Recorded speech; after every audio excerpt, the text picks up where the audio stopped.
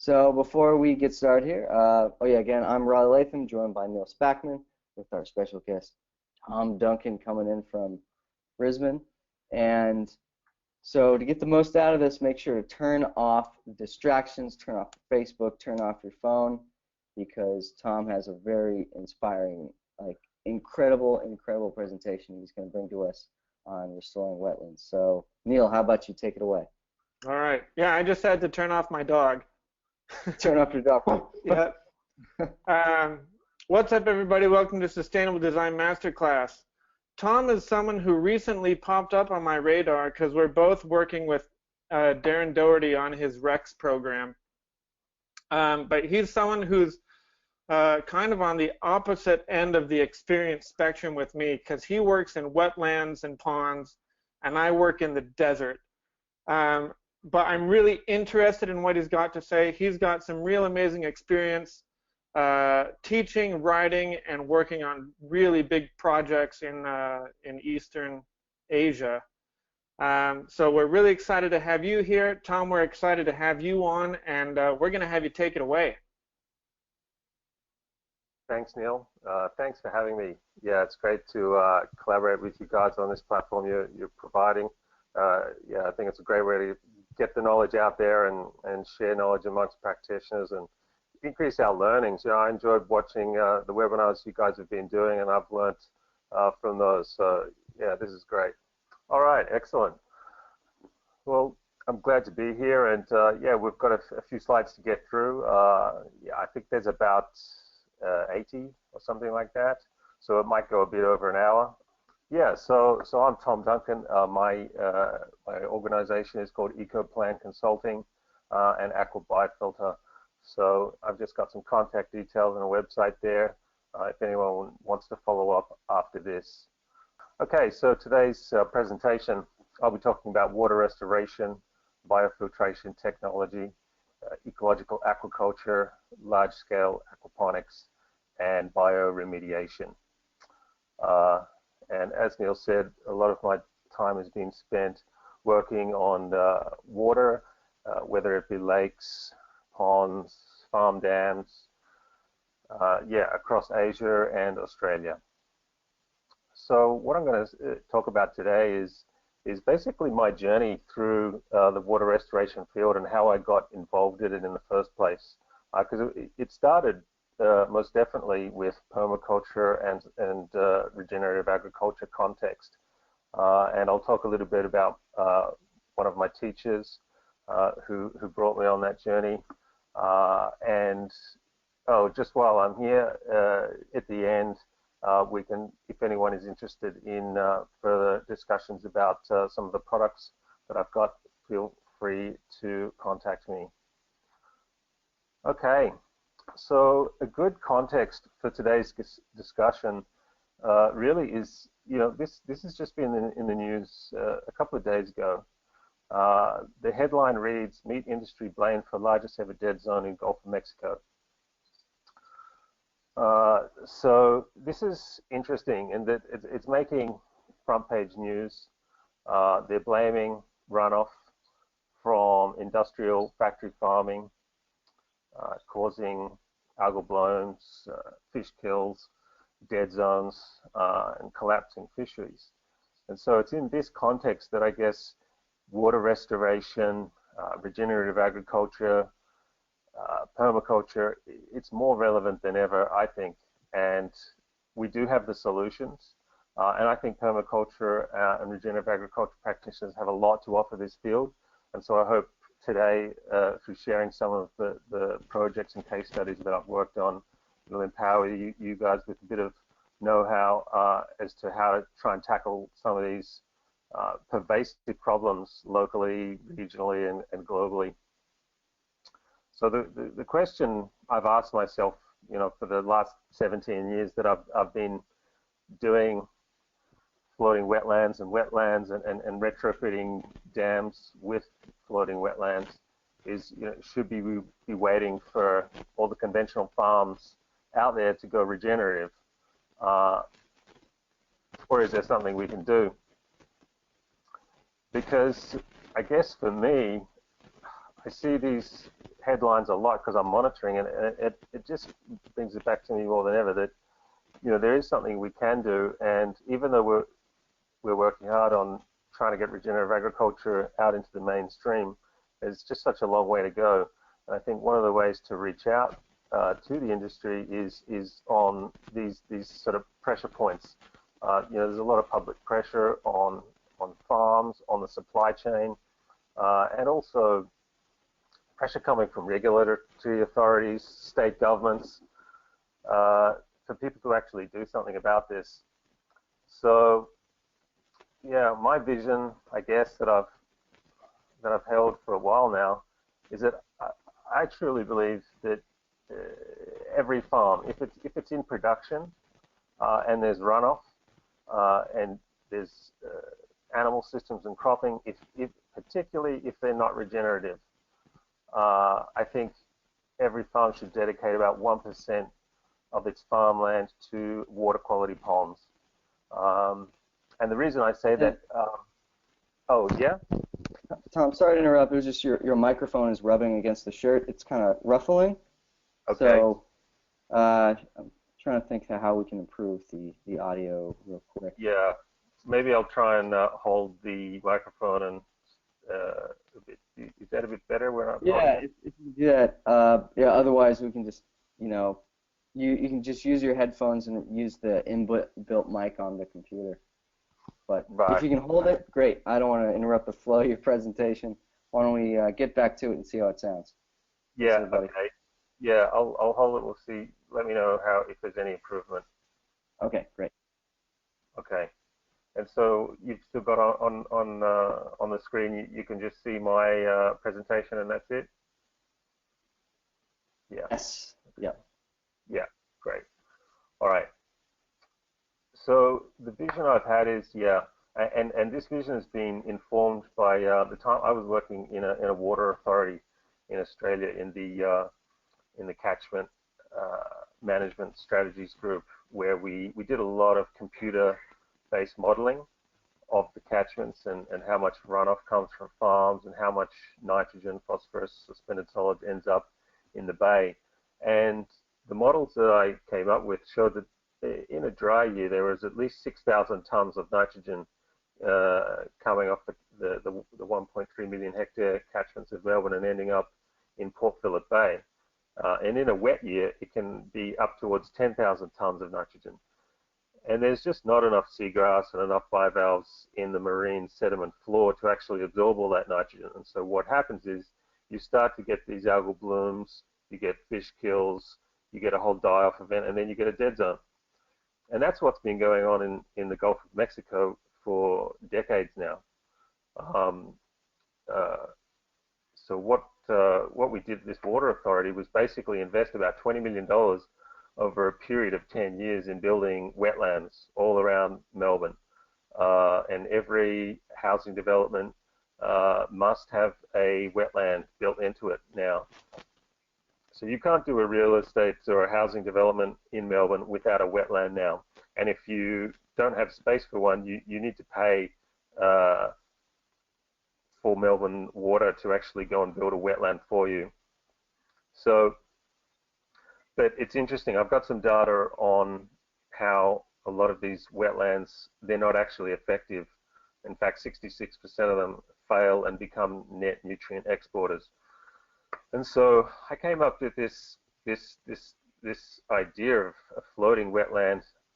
Well, it was about 20 years ago or 17 years ago, and I'll get into that a bit more soon. But basically, okay, the computer models tell me I only need 1% of a farm property to put a pond on it and put floating wetlands in it to remove the nutrients. And if every farm had a water quality pond that was dedicated to providing an ecosystem service, then we wouldn't be faced with these sort of situations where you've got dead zones in the Gulf of Mexico. So it's a simple concept, and it's kind of a concept that permaculture design and regenerative design already incorporates, to say that there is a certain amount of each property that you give over to nature. And that part of the property that you give over to nature, it's going to do its thing. Nature's going to do its thing, and it's going to take care of complexity. So in this way, this is in keeping with that design ethos that you're going to have a zone 5. And in that zone 5, it's going to be providing all sorts of ecosystem services to the farm and to the broader region. Okay. So this vision, I've been working on it for a while now. I'm just writing a few paragraphs it's going to be published in an article on EcoWatch soon. So keep an eye out for it. But 1% of a farm property, it's not actually that much when you think about it. And the gains, the huge environmental gains and payoffs are huge. So I'll go into exactly how did I get to this point of view and why did I develop this vision and floating wetlands technology. So this guy here, Professor George Chan, he was my teacher and mentor at Ziri. He was just an amazing guy. He was an environmental engineer for the state government of Mauritius, which is in the Indian Ocean, and he basically modernized that entire island's water infrastructure and wastewater infrastructure. He got them into using large biodigesters. He got them into using wetlands to polish off the nutrients so that you have a rainfall event, the water, when it comes out of that wastewater treatment plant, it's not just going into the waterways and straight into the ocean and harming the reef, because the reef and all the sea life that surrounds Mauritius, that's part of their core ability to feed themselves and also their tourism business. So he was doing this, you know, back in the 60s and 70s. He was really at the cutting edge. I went and did a 6-month program with Professor George Chan at the Zero Emissions Research and Initiative site in Germany. It was founded by a guy, Dr. Gunther Pauli, who he founded the Blue Economy concept and wrote a book called The Blue Economy, and then followed up with another book called Blue Economy 2.0, where it presents 100 business cases that can produce a huge amount of new growth cheaply, completely restoratively and regeneratively. So that's kind of the starting point for my journey into learning about large-scale systemic design, was with George Chan as a student in his program for 6 months. What you're seeing right here, this is the Ziri Pavilion at the World Expo in Germany. It's made completely out of bamboo and fast-growing timber species and eco-concrete with a really high percentage of glass in it. And it was just an incredible structure I was working there for 6 months. We had our study sessions each day, about 3 hours a day with George Chan. We had people like Amy Lovins coming in. It was just an amazing experience. And if you can see down there in the lower, this area here, there's some pictures of some whales. We had live streaming of whales breeding off the coast of South America, streamed into this facility. So we had whale love songs being streamed into our workspace. It was quite an incredible experience and opened my eyes. So this is how I got onto aquaponics and large scale in a big way. Here you can see it being built. It was actually right next to Japan's facility, which was completely made out of lightweight wood and recycled paper and cardboard materials. This sort of translucent cocoon-like design. And here next to it, we had our spaceship, bamboo spaceship, that had just kind of landed down in Hanover. And while I was there, I edited Professor George Chan's book called Integrated Farming and Waste Management System: The Role of Livestock in Integrated Farming and Waste Management Systems. It's to be published by the UN FAO at some point. Yeah. This is a design that George Chan came up with in the 1980s as part of the Pacific Commission after he retired from his role as chief environmental engineer for Mauritius. He was working all across the world for the UNDP and the UNEP, bringing regenerative agriculture to developing nations. So he had a really interesting role in helping form the movement, I guess, of regenerative agriculture across the developing world, in Asia, in the Pacific, in South America, and in Africa. And in this design right here, there was a huge emphasis on nutrient cycling from animals to biodigesters to oxidation ponds where you grow things like azolla and duckweed and other things that you can easily harvest and feed back to animals and also to fish, duckweed particularly. And this was in the 80s that he came up with this design, and it became so productive and they had so much nutrient that they started doing aquaponics on top of these systems just to keep the nutrient levels down so that there were no algal blooms that would precipitate fish kills. So it was part of a management strategy to keep those nutrients under control. Down in the bottom, that's a pig pen right there where the pigs are put in the evening, and you can see a washdown area coming down there down to a biogas digester. The biogas digester is producing methane that is used for processing water hyacinth, which they were growing in some of these ponds down adjacent to it, and that water hyacinth was then cooked using the biogas, sterilized, and they grew shiitake mushrooms on that.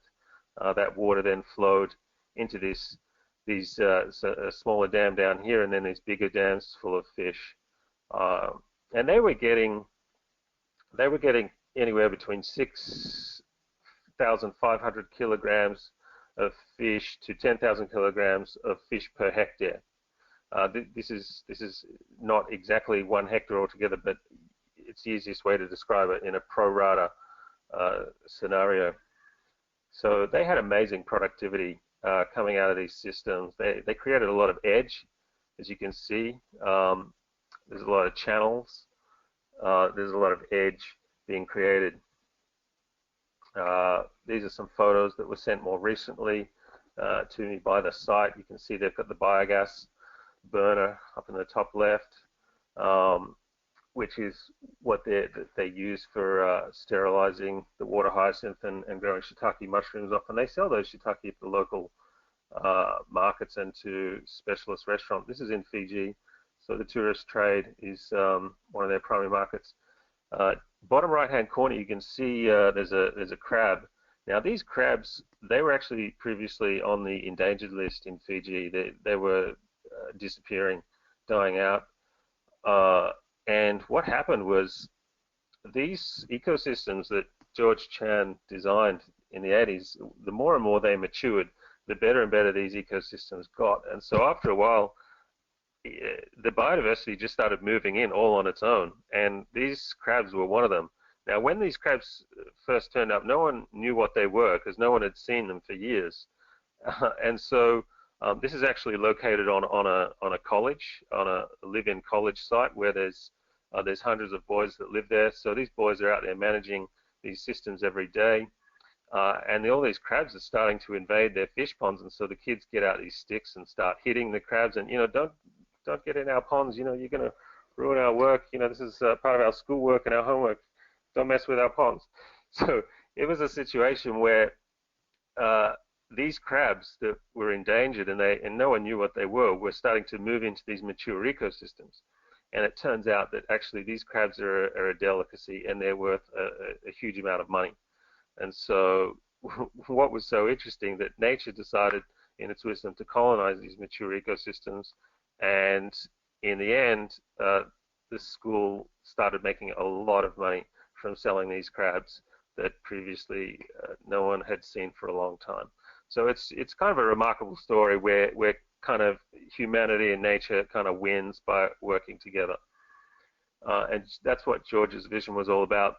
This is a case study from the Philippines in 2000 that compares integrated farming systems. So the rice, fish, azolla, duck system is right down the bottom of this list, RFAD.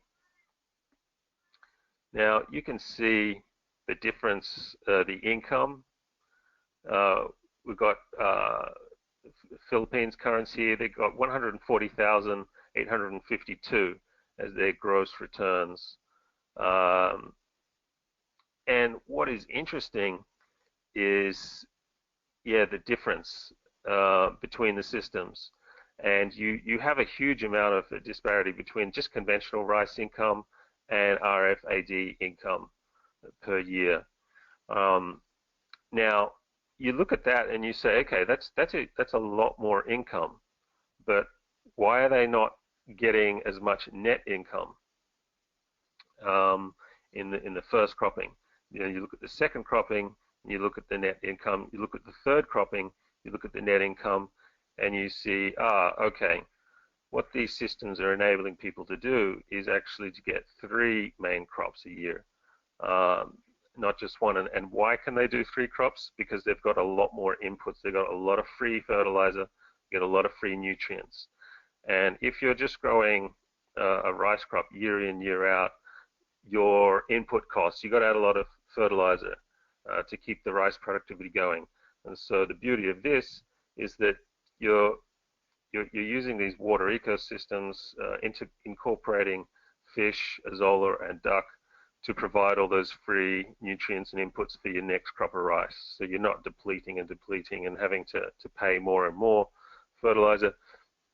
You're actually building up the fertility of that agricultural ecosystem. And so the insights here was, okay, water and free inputs and synergy, that makes a super productive agricultural ecosystem. This is a field test which has taken the George Chan approach to integrated farming and waste management systems.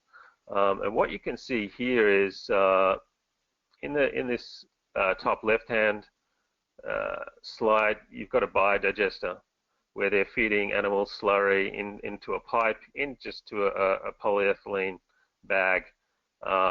It comes in one end, it goes through, and then it comes out the other end.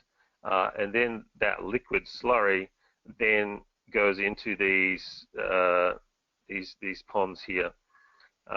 You can see they're in tanks. This is a field trial. This is not a working farm. This was done for the purpose of gathering data on, so we can understand, you know, what does an ecological aquaculture design look like in the real world, and how do you model it in terms of data and its increase in productivity. And so the results were really interesting. The biodigester effluent, which is, you know, it's hygienically treated under anaerobic conditions, and so you've got a huge reduction in bacteria, but you've still got available nutrient, and the BOD and the COD has improved greatly. It then goes into these aquaculture lined containers where you're growing duckweed in one, and then you're growing taro in the other. So you can see here in the bottom left that's a duckweed being grown there, and here you got taro being grown. And then they basically harvested the different materials and then fed it to the fish. And what they found was that there was by a factor of 5.5, maybe we shouldn't say 550%. Sometimes people can understand it easier that way, but it's a factor of 5.5 increase in growth using this ecological agriculture design. And here's some of the data behind it. Tilapia fish production. So they focus on tilapia because it's a common plate fish. I don't particularly endorse tilapia, but this is an interesting for the purposes of this study. And within a balanced ecosystem, in a certain situation, tilapia can work fine. But yeah, there's a lot of riders on those conditions. Okay, so this data is saying with the biodigester effluent and then using duckweed oxidation ponds supplying the fish diet, where you've got no supplement, you can see the growth rate in terms of grams per day increased in fish weight. You're getting below 0.2 grams per day gain in fish weight. Now, when you go over to taro leaves over here, you're not getting much better. Although you will see here, in this kind of maroon color, this is the biodigester effluent ponds. And because you've got that extra nutrient, that nutrient is why you almost see it double. Not quite, but close to doubling in the amount of weight gain per day. And the reason for that is the nutrient is actually delivering nutrients to the ecosystem that is then producing phytoplankton, zooplankton, and all the foodstuffs that the fish can actually eat. So the excess nutrient is growing an ecosystem of food for the fish. And this is the common approach in Asia, and also quite a lot of areas in Africa and South America, is to actually put raw effluent into fish ponds, which poses all sorts of management problems, hygiene and health problems, but they do it because it raises the productivity, which you can see right here. But overall, the productivity is still not that great. You say, okay, well, it's up now at 0.3 grams per day instead of 0.18 or whatever it is there. Now, we go over to here in this left-hand side, and you see, okay, you start adding duckweed into the diet, and you're getting close to 0.9 grams a day. And then when you've got the effluent, you've actually it's actually not that much more. It's a little bit more. So in this case, it's showing that if you're using duckweed as a diet for tilapia fish, you can actually get a 5-fold increase in weight gain per day, which means your fish are going to grow a lot faster. And for subsistence farmers across Asia, this is a really important context, that you can grow fish feed for free and feed it to your fish, and they will gain weight pretty close to what they would be gaining if they were eating fish feed that you actually bought from a store, which is mostly unsustainably produced and is taking up valuable food crops to feed fish. So this design approach of creating a feed ecosystem for aquaculture is an important one. And on figure 2 on this right-hand side, you see the growth curves of tilapia raised in open ponds, fertilized with biodigester effluent or no fertilizer, and then supplemented with duckweed, taro leaves, and not supplement. And yeah, you can see basically the growth trajectory is vastly different.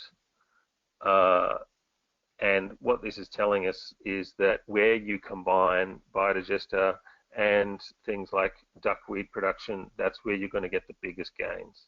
And that's what George Chan had been doing since the 70s.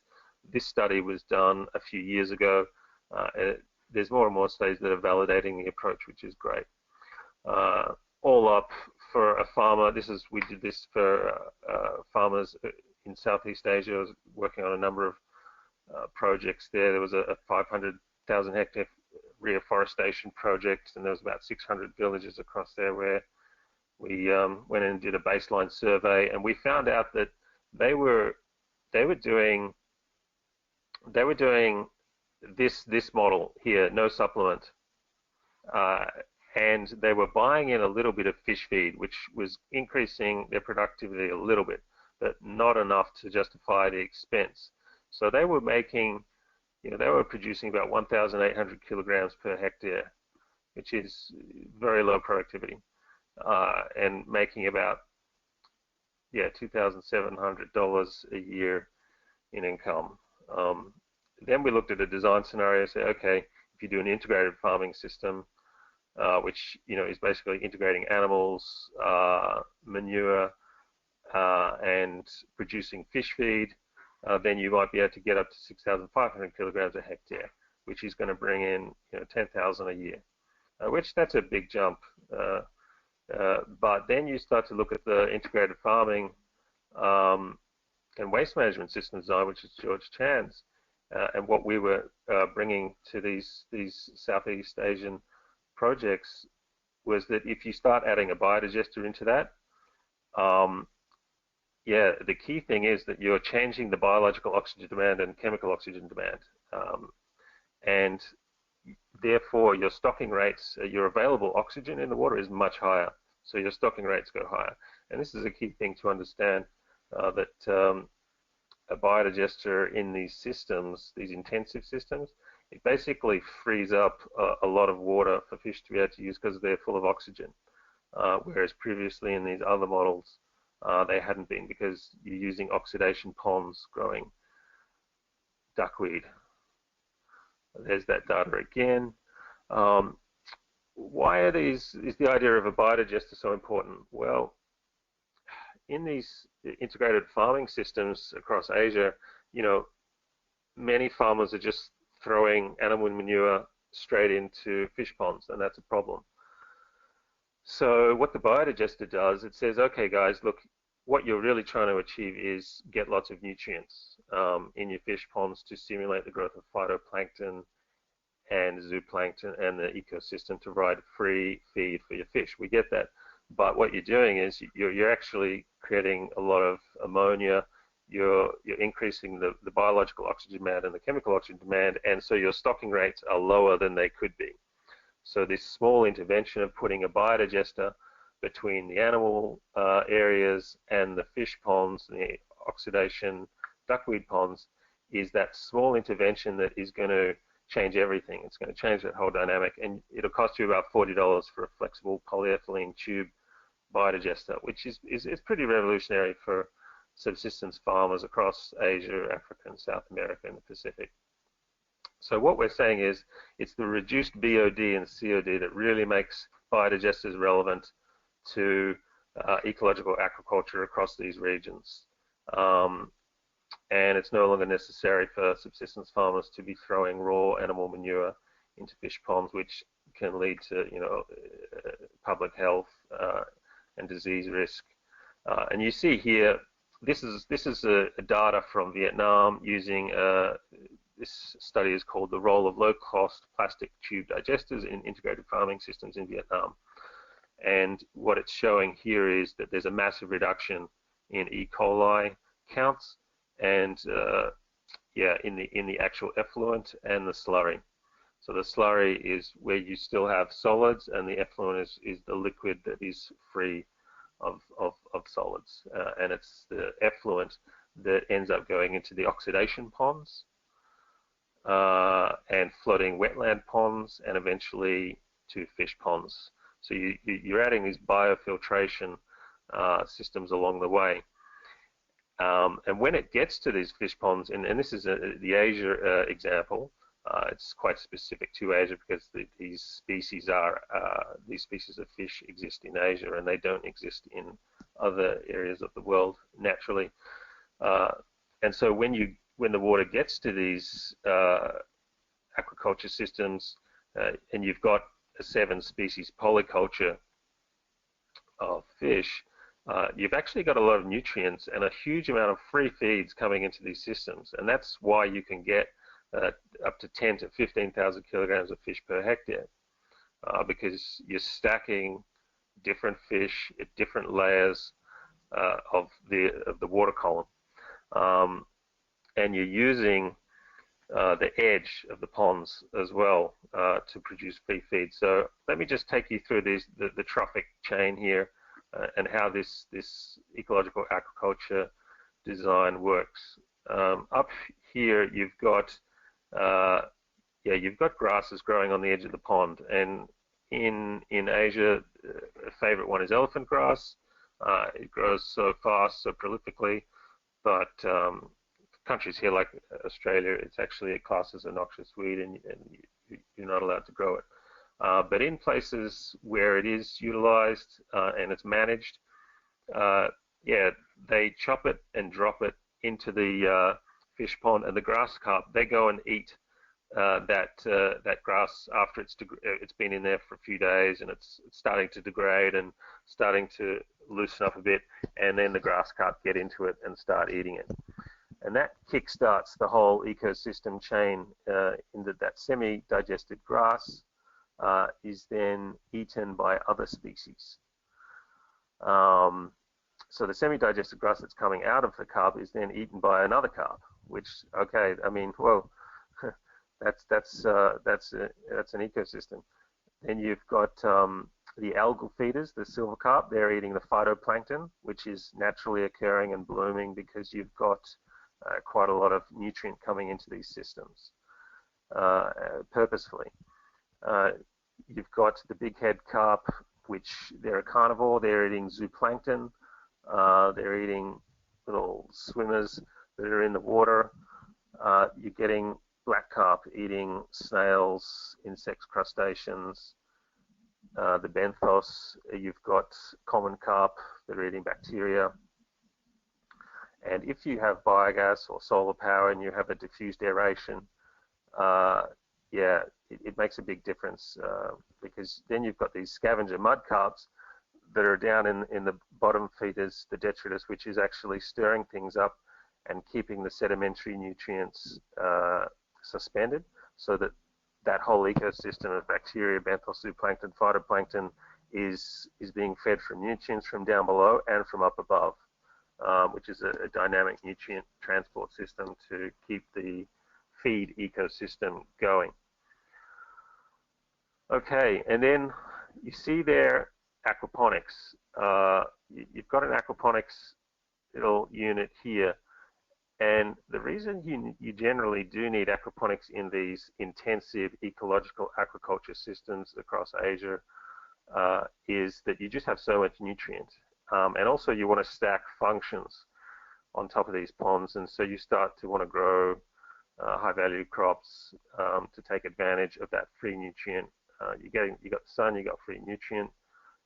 You generally don't have the pest issues that you have on land because it's floating out on the water. This is another schematic of the trophic chains and levels that the different fish go after: aquatic vegetation, phytoplankton, zooplankton, aquatic insects, and crustaceans and other benthic organisms. So, yeah, this is an important context: integrated fish polyculture, creating synergy. And look, here in Australia, we're still developing, what are the ideal fish polycultures and what are all the different feeds. I mean, Asia's been doing this for thousands of years. The rest of the world is catching up. Some cultures have had really amazing fish polycultures as well, but are just not as well known or as well studied as the Asian fish polyculture systems. And so you start to get a context where you've got these fish ponds and you've got a lot of nutrient, and people start growing rice on top of these fish ponds. And what's interesting is they were getting larger yields and it was growing faster. It's removing and utilizing excess nutrients. It prevents algal blooms and fish kills. It enables a higher number of fish and animals to be stocked on the ponds and farm respectively. Harvest is 3 weeks earlier and 15% higher production volume. So this really got me thinking. When I learned this from George Chan and his network, I thought, okay, there's definitely something in this. I've got to look at this in more detail because there's something really interesting going on here. The rice is providing an ecosystem services of keeping fish ponds healthy and manageable and not letting nutrients build up. And so I saw this context in China when I was there in 2004, and in 2000 when George showed me, because I was helping edit his book. So I was seeing all this in his book, and then I was seeing it firsthand. I was working in China in 2004, and I thought, you know what? This ecosystem service that these floating aquaponic systems are providing fish ponds, there's no reason why we can't apply that to water restoration at the large scale in lakes and dams and ponds back in Australia or USA or Europe, applying these systemic insights and actually apply these systems at scale to prevent algal blooms and fish kills. So that got me thinking, yeah, how do I do that? And it also got me thinking, well, how could you actually integrate that into farm-based systems in Australia or the US or other regions? This is a aquaculture channel, Asia Integrated Systems Design by George Chan, which talks a little bit more about the grass grown as fodder and chop and drop. You got these sort of pretty narrow channels that are not very deep. It looks at intensive fodder and fruit tree production and taking animals through there and having fish and also cherax or freshwater lobsters. And you get these really intensive ecosystems. And this got me thinking, this model here on the left where you've got these trenches, they actually become perfect for floating aquaponic systems as well, in that they're easily accessible by people walking along the land and actually then being able to access aquaponically growing crops. So it's not actually out on a pond, it's actually accessible, but you've still got the aquacultural ecosystem. So I started playing around with these designs here in Australia and had some farms where we did some projects incorporating those designs. In general, the idea of aquaponics is, it's 90% more water efficient because you're using water-soluble nutrients. You're not applying water on soil and then it percolating, infiltrating down. It's actually being delivered directly to the root zone, and you're recycling that water in many cases. And I think up to 400 varieties of salads, greens, and crops are being grown in deep water aquaponic systems. But the interesting thing is possible to grow in trenches and line channels. So that's an interesting one that I think people are going to explore more and more, not just the high-tech systems built up on trays and tables. Closing the loop with fish feed. So this is a technology I got involved with in China in 2007. It's a pretty high-tech fish feed production system using low-cost polyethylene flexible tubing to produce algae, which can be produced for fish feed. So you can grow chlorella in it, spirulina, and actually start producing vast amounts of fish feed from a pretty small area. And just this one area of algae production system like this, you can actually also produce a huge amount of oils, whether for use as a diet supplement in fish diet or animal diet, or even as biodiesel for running your tractor. And currently, I'm investigating options for growing algae that this species here that's named here, it's a bit of a mouthful, Asparagopsis taxiformis, which apparently can reduce livestock methane emissions by 99%. If you incorporate just 2% of this algae feed into their diet, apparently it will reduce the methane emissions from the cow in its burps and its farts by 99%, which is quite incredible. So I've kind of got a vision of, okay, maybe we can actually be growing fish feed and also algae that can be used as a livestock supplement, because it's full of healthy mineral trace elements, oils, and other things that are just healthy in general. And when the livestock was supplemented with just 2% of its total feed was this algae, that's where they got the 99% reduction in methane emissions. You can see that on Paul Hawken's book called Drawdown. Drawdown is the most comprehensive plan ever proposed to reverse global warming. It came out just very recently in the last year, and it's a great book that I highly recommend you get a hold of. It has a huge amount on regenerative agriculture. It also has marine permaculture, Ecological Agriculture. It's a great book. Okay, so just to bridge things here a little bit of how do we get into water restoration from this agricultural context.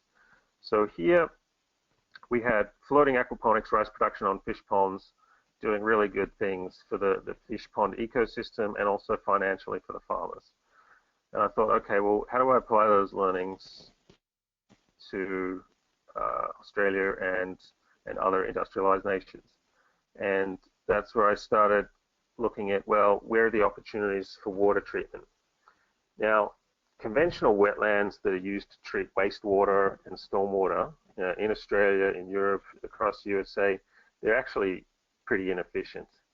They're not an ideal treatment system for treating the level of nutrients and pollutants that we deal with in today that comes off agriculture, that comes off urban areas with roads, roofs that are dominated by zinc tin roofing. So in Australia, for example, we've got a huge amount of roofing that's actually high in zinc. And that zinc is enough when it gets into local waterways to be toxic for fish. And so just by the virtue of our modern industrial society, we're actually poisoning wetlands and waterways with way too much zinc, which is, it's hard to think that, well, how can a roof have enough zinc to be a problem? And that's the thing, that aquatic organisms are so sensitive and do bioaccumulate metals. Now, what these conventional wetlands, how they work is, you can see in this exploded view here, that's the leaf of the wetland plants that their roots are down in the sediment. The water is flowing past the leaves and around the leaves, and it's this biofilm that's on the leaf that is doing the treatment. So all of the treatment that you get in a wetland depends on this biofilm, and that's an important concept to get a hold of, because we're talking about creating maximum surface area for biofilm colonization, and that's algal and bacterial species that attach to the submersed stems and leaves. And it's those biofilms that are capturing soluble nutrients and particulate nutrients that are passing through in the water, that's running off farms, running off urban areas, running off industrial areas. And so in the traditional wetland, we're relying on the leaves to provide treatment. Now, pre-industrialization, when we didn't have industry and we didn't have farms, we didn't have feedlots, we had very low density, decentralized societies that were living well within ecological carrying capacity or limits. Whereas what we've got now is we're way above the limits of what nature can handle in terms of the pollutants and nutrients that we throw at it into our waterways. And so these conventional wetlands, they're just not an appropriate design solution to the level of nutrients that industry and farms is throwing at it. And the reason is that these biofilms, they just don't provide enough surface area in a wetland to provide treatment. And furthermore, as soon as you get a flood event and this water level goes up above here and is there for more than a week, most of these plants start dying off. And what happens when these plants die off? You actually get a lot of nutrients being released back into the water and back into the catchments, which can actually fuel algal blooms and fish kills, which is the opposite of the intention of wetlands. But ironically, it is actually the outcome that about 66% of constructed wetlands deliver. And so that's why I was looking at these problems of water treatment across the industrialized world and looking at how in the developing world they were using these floating aquaponic systems to solve their problems. And I thought, you know what, I think we can solve these problems a different way. So this is a sediment-rooted dam and wetland where you've got water flowing in. In the figure one, you've got, again, it's just the roots and leaves and stems that's providing the treatment surface area for the wetland. Whereas in figure two, this is a subsurface flow wetland. which is you've actually got the water flowing down into the root zone. And that's where you start to see much better results in terms of treating stormwater, wastewater, farm runoff, sewage, industrial wastewater, you name it. It's just got a great treatment profile. Now, the problem is it's got a high cost of construction, it's prone to clogging, which can require major overhauls, and it's way too expensive to reset, which basically means when these things clog, you basically, yeah, the system doesn't work and you don't have the money to replace it because you spent so much money in the first place establishing it. So that doesn't make it user-friendly or easy to manage or an appropriate technology perhaps to scale. So then that brings us to floating wetlands. And the reason is that they're floating, and root systems provide a huge amount of root surface area, much more than your leaves can provide. And these root zones, that's where you're getting biofilm coverage. You get predominantly bacterial biofilms. You do get algal as well. And you can see here, this is where the phytoplankton is growing over in the right-hand side, and you've got that sort of green tinge to the water, whereas this area here where you've got the floating wetlands growing, you notice it doesn't have as much phytoplankton growing because the plant roots are taking up that nutrient. And so what we see here is, okay, floating wetlands, it's low cost, it's scalable, they're easy to manage, easy to install, easy to remove. If there's a problem, you can easily reset it. And so this is the solution for water treatment, in my view, for dams, constructed wetlands, you name it, because the vegetation doesn't die off and doesn't create a net nutrient increase. So the question is, why floating wetlands? And the quick answer is water levels rise and fall in dams and wetlands. And when water levels rise and fall, that's when you get plant die-off, and that's when you get net nutrient production. You get algal blooms, you get fish kills. And you've probably seen dams that, in a drought, the water level goes, it falls down further and further and further, and the water's heating up more and more and more, and you eventually get an algal bloom and all the fish die. Now, the idea is a floating wetland will actually go down and down and down in that drought and still be treating that water and still be sucking out the excess nutrient, preventing algal blooms from forming and preventing fish kills. But on the other side, if you have a flood and the water level rises and fills the dam or a wetland and goes above the overflow grade, then you've actually got a wetland that's still functioning because it's sitting on top of the water. Whereas all the wetland plants, and often wetlands plant thousands and thousands of macrophytes, they're all dead after a week, the macrophyte zone.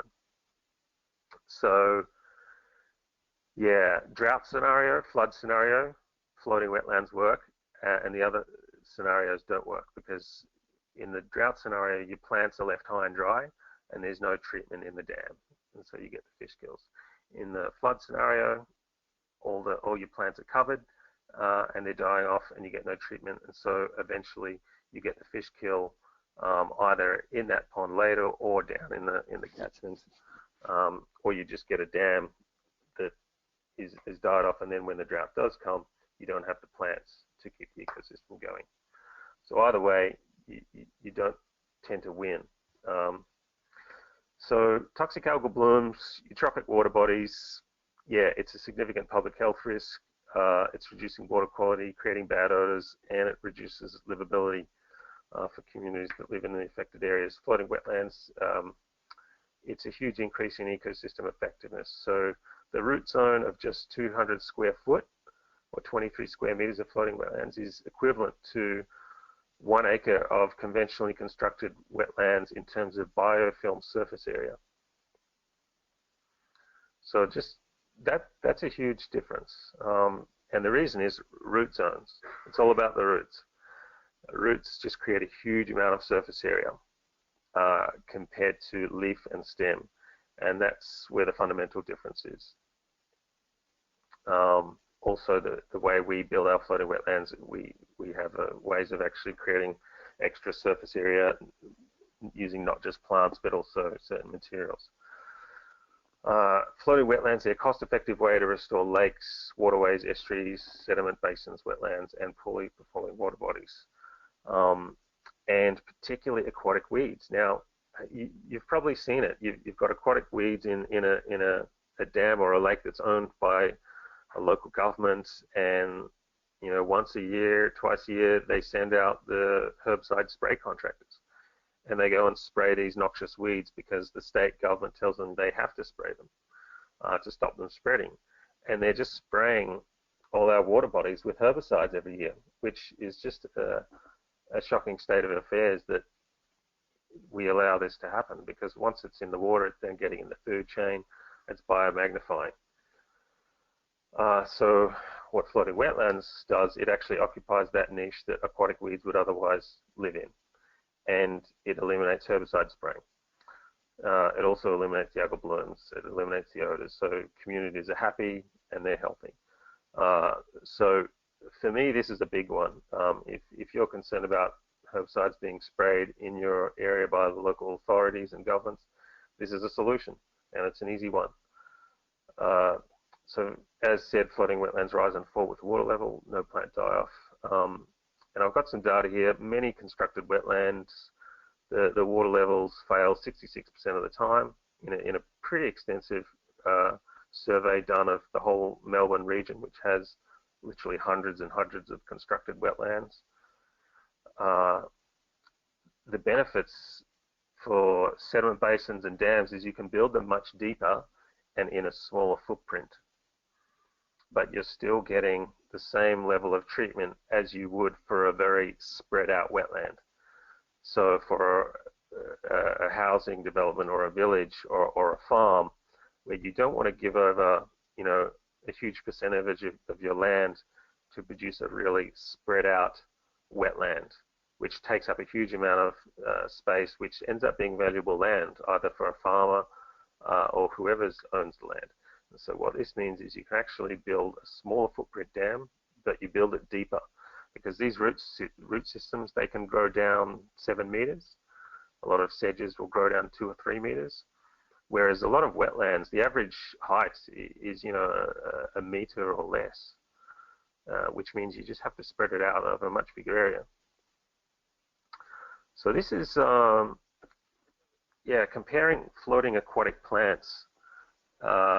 People often talk about, I like to use floating aquatic plants to take up the nutrients in my wastewater pond or my dam, because it's helping keep the water clean, and for a while it does, you're right. But what happens is year on year, that aquatic floating plant, as it dies off, that sediment falls down to the bottom, okay? And then when that sediment goes down to the bottom, that's nutrient-rich sediment. And what happens in a rainfall event, it all gets stirred up. And then if you've got a warm temperature and maybe there's not a lot of rainfall, boom, that's when you get the algal bloom, that's when you get the fish kills. So the floating aquatic plants, they look like they're doing a great job for a while. And you think, yeah, I got this nailed. This is a healthy ecosystem, doesn't need much management. And so people are putting in dams left, right, and center, putting aquatic plants in them, and for the first 5 years it looks fine.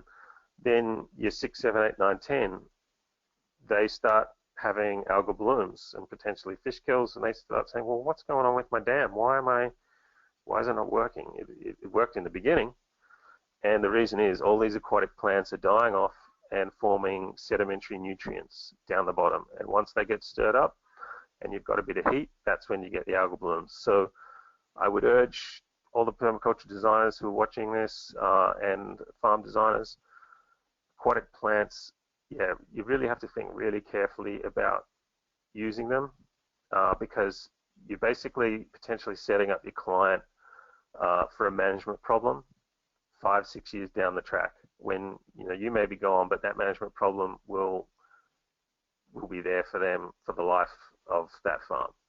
So and I've just seen this so many times. It's not funny. And so really, okay, how do we get around this scenario?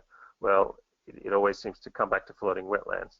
I don't know how many times I'm going to say floating wetlands in this presentation, but it's a lot. And the reason is I've just seen so many dams where really the only solution is floating wetlands, because so many of them are just chock full of sedimentary nutrients that's got nowhere to go. And unless you're going to empty that dam and excavate it out, and then get the excavator in there, excavate it all out, and then move it to another location, which is an expense all on its own, there's not a lot of other management options. Yeah. So, okay, key benefits, the floating wetlands, yeah, they don't die off. There's no sedimentary nutrient contribution. And the reason is the leaves are on top of the floating wetlands and they senesce, and that builds carbon on top of the rafts. That means you're not getting sedimentary nutrient building up down below. You get a much larger root zone. You're providing fish hides for birds, and you're providing frog spawning zones. So your aquaculture productivity is going to shoot through the roof, because all of a sudden your fish have got really effective hide spaces from birds like shags that come in and clean up your aquaculture species. Like I've had some pretty horrible experiences with stocking fish dams, and within 3 or 4 days, every single fish being eaten by large shag birds, and that was pretty devastating.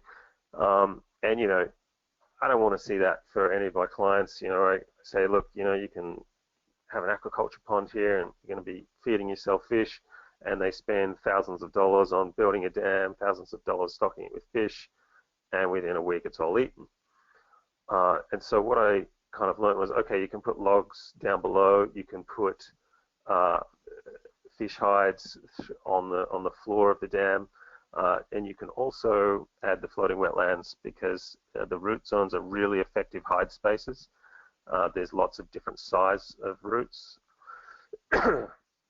Excuse me. And you start to get a whole ecosystem of fish, frogs, and even eels spawning in the actual root zones, because it ends up being the safest place for life to exist and proliferate.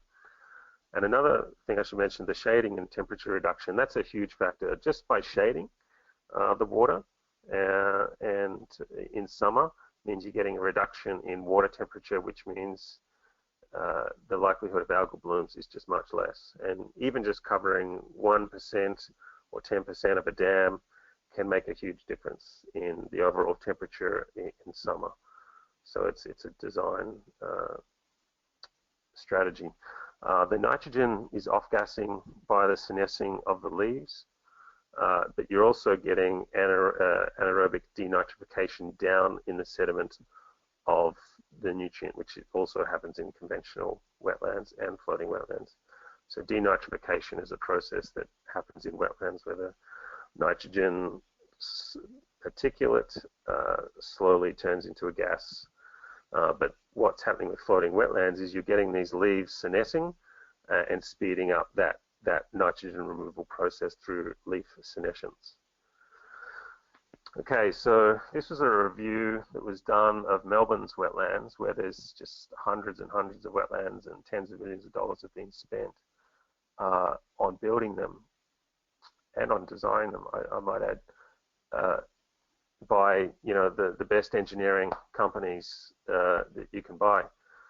And 36% of the wetland extended detention fails, and that means 66% of the wetland's water level fails. And what that means is the wetland macrophyte plants die off and produce a net nutrient transport into the catchment, which is the opposite of what designers intend. So we've got to ask ourselves the question, okay, we've got multi-million-dollar budgets for wetlands. We're paying tens of thousands of dollars for wetland designs from the best engineering and environmental engineering companies in Australia, and some of them are the best in the world. and yet these wetland systems are still not working. And the question is why? And the answer is because we don't have an exact science of measuring catchments and catchment flows, because we don't have accurate models of every pipe in every local government, and we don't know exactly how much water is going to come out of that catchment in a particular rainfall. We can model it, we can estimate it, and we can do samples in various rainfall events. But it's what's called, fuzzy. It's a fuzzy data set, and it's always going to be fuzzy because there's things you just can't model with water and ecosystems and get down to the minute details. So it's this fuzzy area, which is the uncertainty area, and that's what's causing the problems. It's not that the designers are bad designers and not doing their job.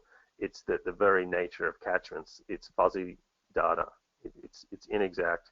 You can't precisely quantify it completely, and so your design options and your design strategies are limited in how functional they will be, just based on a lack of a valid and verified data set.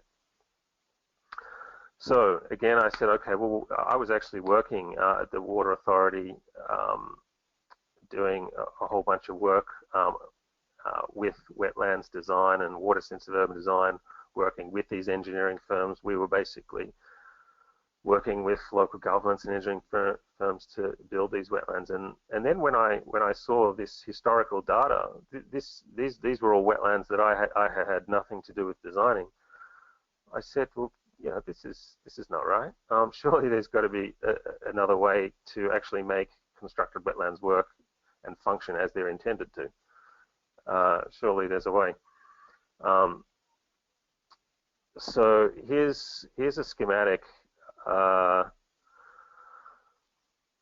a conventional wetland design, where you've got your on the left, on the section profile, you've got the deep inlet zone with the fringing vegetation. You've got your inlet pond, you've got your macrophyte zone, and you've got your outlet pond. And this is a really typical constructed wetland design that you'll see all across the world that consulting firms churn out every day. Now, what's the issue here? The macrophyte zone, which I've put a circle on there, it's the biggest zone. It's the biggest treatment zone, this circle area here, which is this area here. This is where most of the treatment is happening in a wetland. If you remember, if we go back to that slide, these leaves here, that's the biofilm. This is the macrophyte zone. This is where the majority of the wetland treatment is happening to remove nutrients and pollutants, so that we don't get fish kills in the Gulf of Mexico. We don't get fish kills in Port Phillip Bay in Melbourne, or Chesapeake Bay, or wherever you happen to be. And so this macrophyte zone, what happens is, because most of these wetland designs fail because we have an invalid data set on catchment flows and how we should size the wetlands and our available space. You never have enough space for wetlands to treat the catches. We just don't have enough free land available anymore in our urbanized cities, which is where a lot of the impacts are for these constructed wetlands, or in agricultural areas where you've got intensive horticulture, irrigated dairy, anywhere where you've got intensive, you're getting the same set of issues. But what I'm saying is, you won't find many of these in rural areas. I mean, the idea of building constructed wetlands out in rural agricultural areas, it's just not happening, and I don't think it will happen, because the odors and the fish kills, it's kind of out of sight, out of mind. Whereas when you see it in an urban area and you get an outcry of all the dead fish, and they go and talk to their local government and their politicians, that's when you start to get action, and they start building constructed wetlands. So hence my vision is, each farm should have a water quality pond, dedicate 1% of its area, and put floating wetlands in there. Because these macrophyte zones in all the constructed wetlands that are being built across the world, most of them are failing. And these systems are becoming net nutrient producers. they're doing the exact opposite of the job they're meant to do. It's leading to algal blooms and fish kills. So again, we come back to, okay, well, how do floating wetlands work and why do they work? And here's a whole bunch of complex interactions going on here. This is in the NIWA's publication of Floating Wetland Final Review. I recommend checking that out to get more of these details. There's a whole lot of complex interactions going on in the root zone. And it's transporting nutrients and metals into the plant roots and the leaves. And so it's actually phytostabilization of metals and also phytoremediation. Excuse me.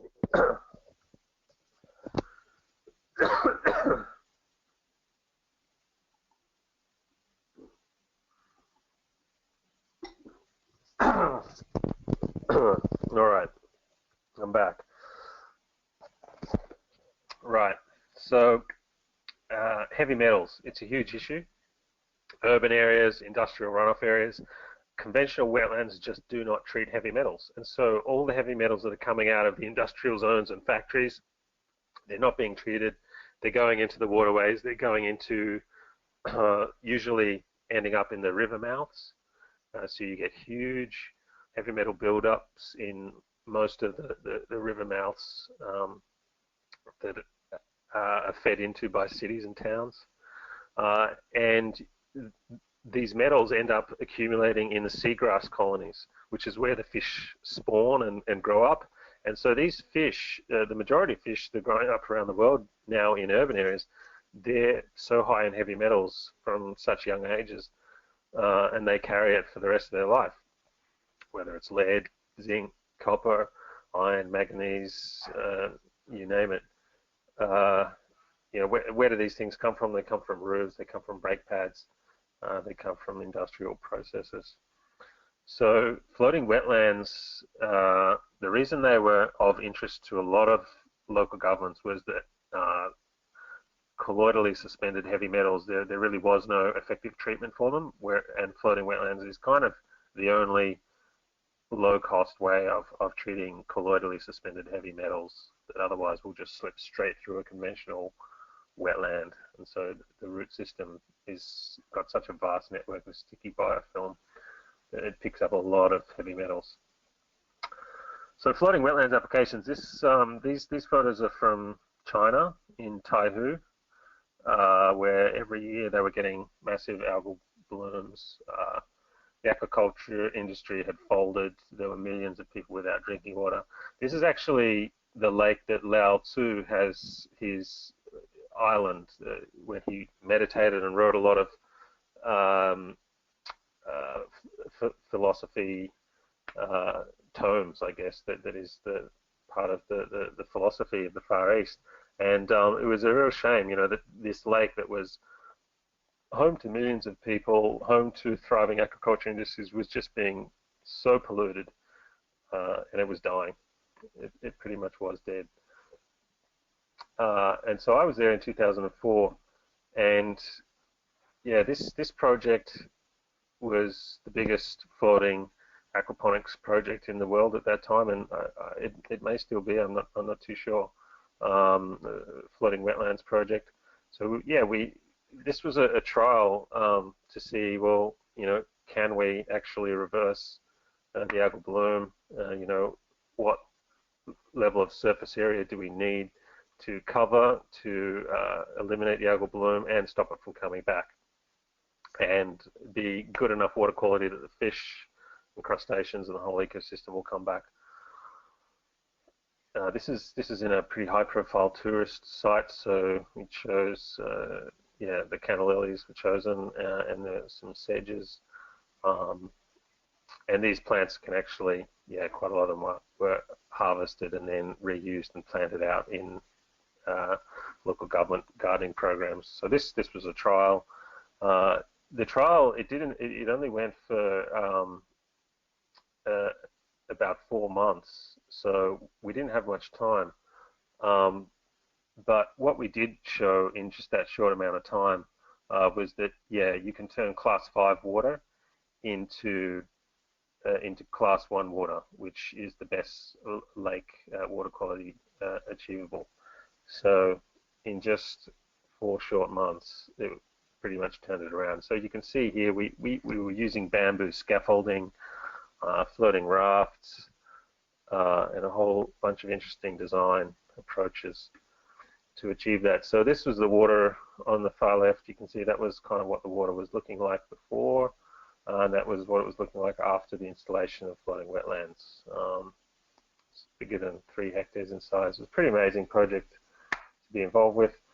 And it really kind of inspired me to say, well, you know, large-scale water restoration is possible, and it can support aquaculture industry to be sustainable, and it can protect waterways and ecosystems from nutrient runoff from farms. This is an end-of-pipe solution.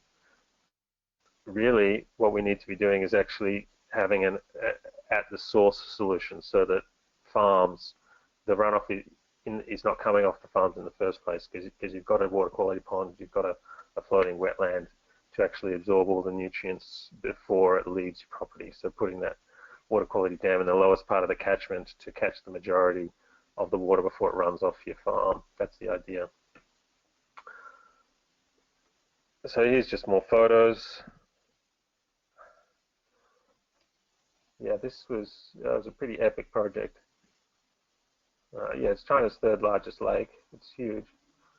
It's a massive aquaculture industry. You can see some of the root zones there on those plants there. That was about 3 months growth, I think. So yeah, they grow pretty fast. Canna lilies, sedge. This was some of the water quality treatment. So beforehand we had COD of 35 milligrams per liter and BOD of 26.7 milligrams per liter.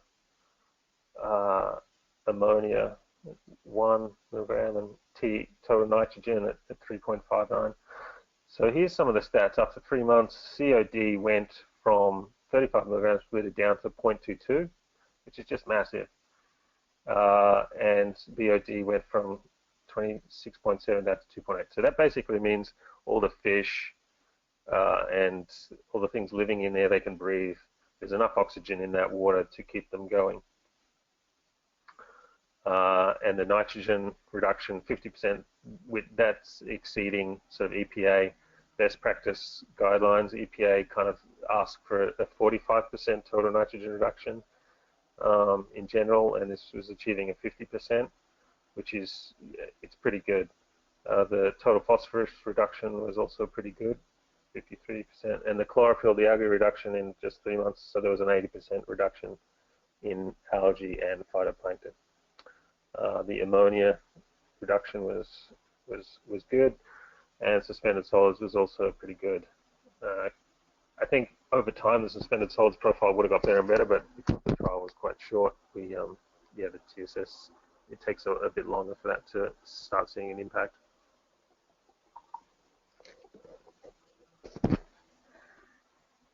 Okay, so nitrogen plant removal. So at the densities we had them planted, that's about 1,562 kilograms per hectare per year. Now, just to give an idea, the cost of nitrogen removed in a conventional wetland in Melbourne, for example, is about $2,000 per kilogram of nitrogen removed. Yep, you heard it correct. It's $2,000 per kilogram of nitrogen to remove. So I'd found a way of removing it much cheaper, much cheaper. You don't actually have to remove the plants to remove the nutrients, because what's happening with wetland sedge is the leaves are senescing, and so that nitrogen that's in the leaves, that's actually going up to the atmosphere as a gas, which, if we just take you back to that slide, yeah, here down the bottom right hand side, we've got nitrogen is off-gassing via senescence of these leaves. but the cool thing is these leaves, they're not, that nutrient is not going back into the water, which is what you have with when these things, aquatic water plants die off. You're actually building up a layer of carbon, long-term carbon on top of these rafts. And that's the big difference. The nitrogen's going up into the air, not back down into the water. And the carbon is building up on top, and you're not building up sedimentary nutrients down below. So there's some of the key kind of reasons why this is a much more cost-effective approach to water treatment, and that's why it works on farms and aquaculture, because it's a great way of achieving pollution reduction goals, and also if you're that way inclined, you're growing rice, growing crops, growing food. Yeah, a lot of fish farms do really well selling cucumbers grown on aquaponic rafts, because cucumbers are so full of water, and they grow on top of the rafts and they run across the rafts, and yeah, very high production.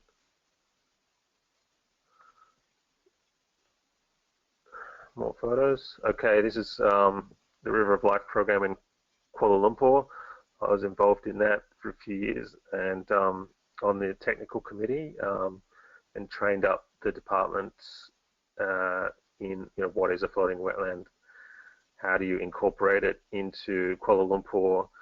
The River of Life program, that was a $1 billion program to clean up the Klang River, because it was just, pretty filthy, and had public health issues, and no one really wanted to be around the river.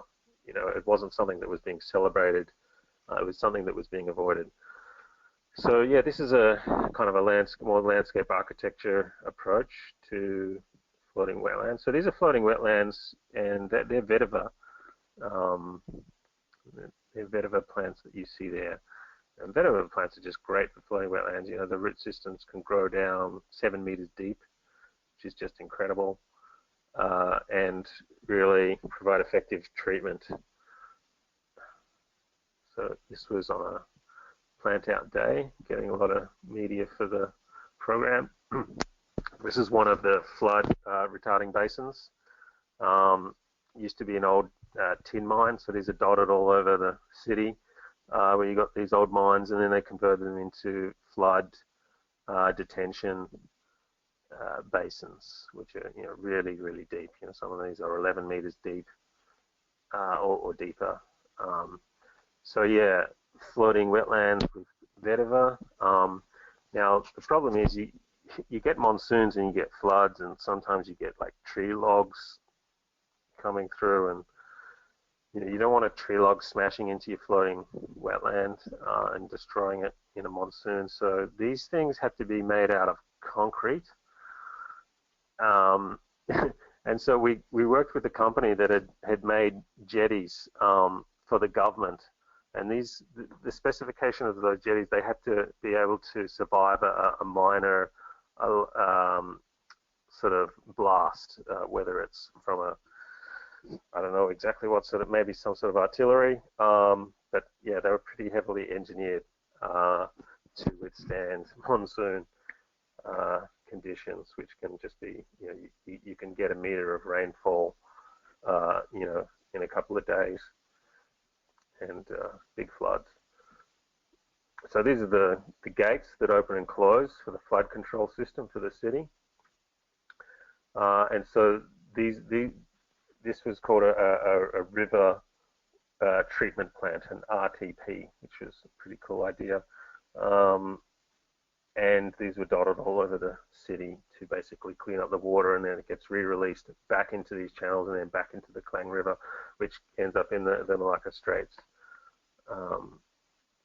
So yeah, so as part of that project, we sort of developed a river design concept of floating gardens and floating bikeways. Melbourne has a great floating bikeway on the Yarra River, because after years and years of work cleaning it up, building constructed wetlands, building street scale bioretention swales. There's been a lot of improvement in the water quality, and now the river's a lot safer to be around and commute on, and people like being around it. So there's ways of integrating, rethinking urban design, and how do you retrofit cities to deliver a more livable city and a more ecologically sustainable ecosystem. So we've worked on a few concepts like that. Okay, marine permaculture. Yeah, this is a really exciting area that I've been involved with for a while. The founder of the blue economy concept, Gunter Pauli, he was the founder of Zeri, and where I started my journey with all of this in 2000. And it was really nice to follow the blue economy concept as it's come along, and the marine permaculture concept as it's evolved. And so I've kept in touch with that thread of thinking that water and oceans really offer us new opportunities and new frontiers for the production of food sustainably, because let's face it, the ocean has abundance of nutrients and minerals that are freely flowing. And we also have a need to actually find ways to extract nutrients out of estuaries. So this is in the Sydney Harbour estuary, where we put some 120 square meters in the harbour estuary, and we seeded them with samphire, which is an edible salt marsh. Now you may have had to read Shakespeare at school, and if you did, then you may have read King Lear. And samphire is cast as King Lear's favorite food, which is a funny one. But it was actually the favorite food of the coastal living peasants of France. It was a core kind of staple food. It was a salad, if you will. It was an evergreen salad you could have all year round, because you could pickle it as well. And so now a lot of gourmet food restaurants are serving samphire up on their dishes with fish or lamb, or just in salads. It's a great one. And so what we demonstrated, this was a world first, demonstrating that you can grow samphire on floating marine islands, and this is in an urban area as well. So there was a lot of world firsts about this project, and it was a great one to be involved with. And so here you can see, there's different types of samphire and salt marsh growing. A lot of salt marsh is endangered because industrial land has covered most of the low-lying areas. But the concept here is you can actually grow marine food species in estuaries. You can grow them in the brackish areas. You can grow them in still marine waters that are not open ocean exposure. And the blue economy approach and 3D farming, marine permaculture, it's the next big wave really of regenerative farming, and where we're going to see like massive gains in food production and productivity. So keep your eye on this space. I think I might be contributing to an article soon that is going to be coming out on EcoWatch. And it's talking about marine permaculture. So the purpose of this was actually to provide habitat for migratory water birds that are endangered, because all their habitat has been taken away, and when they nest on land, the feral cats, dogs and foxes eat them, and so the water bird population is declining to the point of non-existence. And so floating habitat islands provide them a safe space free of terrestrial predators, and so they're able to nest. And yeah, they've got a huge amount of different birds now colonizing these islands and using them as habitat zones, and you've got a lot of fish down in the roots below that are now protected and from the predatory birds. So you've got fish and water bird populations coming back. It just kickstarts the whole ecosystem in ways that you just can't do on land, and so floating systems can do that. This is an installation for a local government we did in 2014. It's in a wetland lagoon, yeah, right in the kind of central business district. There was a lot of odors. You know, people used to see platypus in this system, and yeah, you just didn't see platypus anywhere. There were weeds and aquatic weeds that the local government was then forced to spray, because under state laws, if you don't get rid of these weeds, you can be fined. And so you just have this nasty kind of thing evolving where, you know, you've got nutrients building up, you've got aquatic weeds growing up, you've got government spraying herbicide in waterways, and really, you know, aside from emptying the entire wetland and excavating all the sediment up, you just don't have many management options except floating wetlands. So these have been doing really well. There's been no more algal blooms, and the aquatic weeds aren't growing because there's just not enough nutrient for them to grow anymore. So there's no more herbicide spraying. And so this was 14 months old. And yeah, the platypus species have returned. They've seen turtles active, and birds are nesting. Yeah, and this was quite recent. This was a few months ago. This photo was taken. So, and if you look closely, you can actually see trees have actually colonized this island. So, yeah, you can see there's the sedges growing, and then you've actually got these trees, which are sort of the lighter green ones growing up. So, what I love about these systems is, you know, you start off with something simple that it may look like a monoculture of wetland species, but in fact, in wetlands, that's the way wetland plants work. They clump into monocultures and dominate a particular niche, and that's how wetland ecosystems work.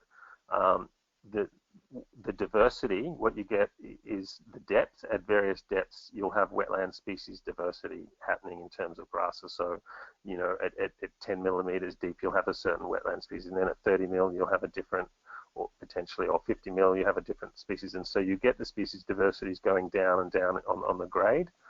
And we've trialed lots of different species, but we've found there's really only 2 species that, you know, provide every single thing that we're looking for, and they just happen to be the exact same plants that are used in the macrophyte zones. So the macrophyte zone is where most of the treatment happens in conventional wetlands, and so what we've done is we've taken the plants that are used the most in conventional wetlands in the macrophyte zone for treatment, and then we've put them on floating islands. And we did a research on about 30 different native species to see which ones perform the best, and we found the 2 that worked the best, which is, in our experience, they were carex species. They're very hardy species. This is a project for a Queensland local government. You can see here there's a huge amount of azolla. Basically, 1/2 of the entire lake is covered in azolla and aquatic weeds. This is the inflow here. And this is a public lake where, you know, people come down and have picnics. All the fish are dying. They've got the algal blooms. They've got the odors. Now, azolla is usually seen in permaculture design, you know, as a farmer's friend in that, you know, you can harvest it, you can produce a lot of fertilizer with it, you can feed it to animals. It's just got so many great values, particularly the fertilizer production. However, in a scenario when it's in a local government lake and it's not being harvested and turned into fertilizer, because, you know, well, that is really labor intensive, and it's very hard to compete against any other fertilizer manufacturers, you know, even just biological composting companies. It's very hard to compete doing that. So when you get azolla in public water bodies, it's actually a real problem. So yeah, and the reason is azolla draws in atmospheric nitrogen, leading to sedimentary nutrient buildup and algal blooms.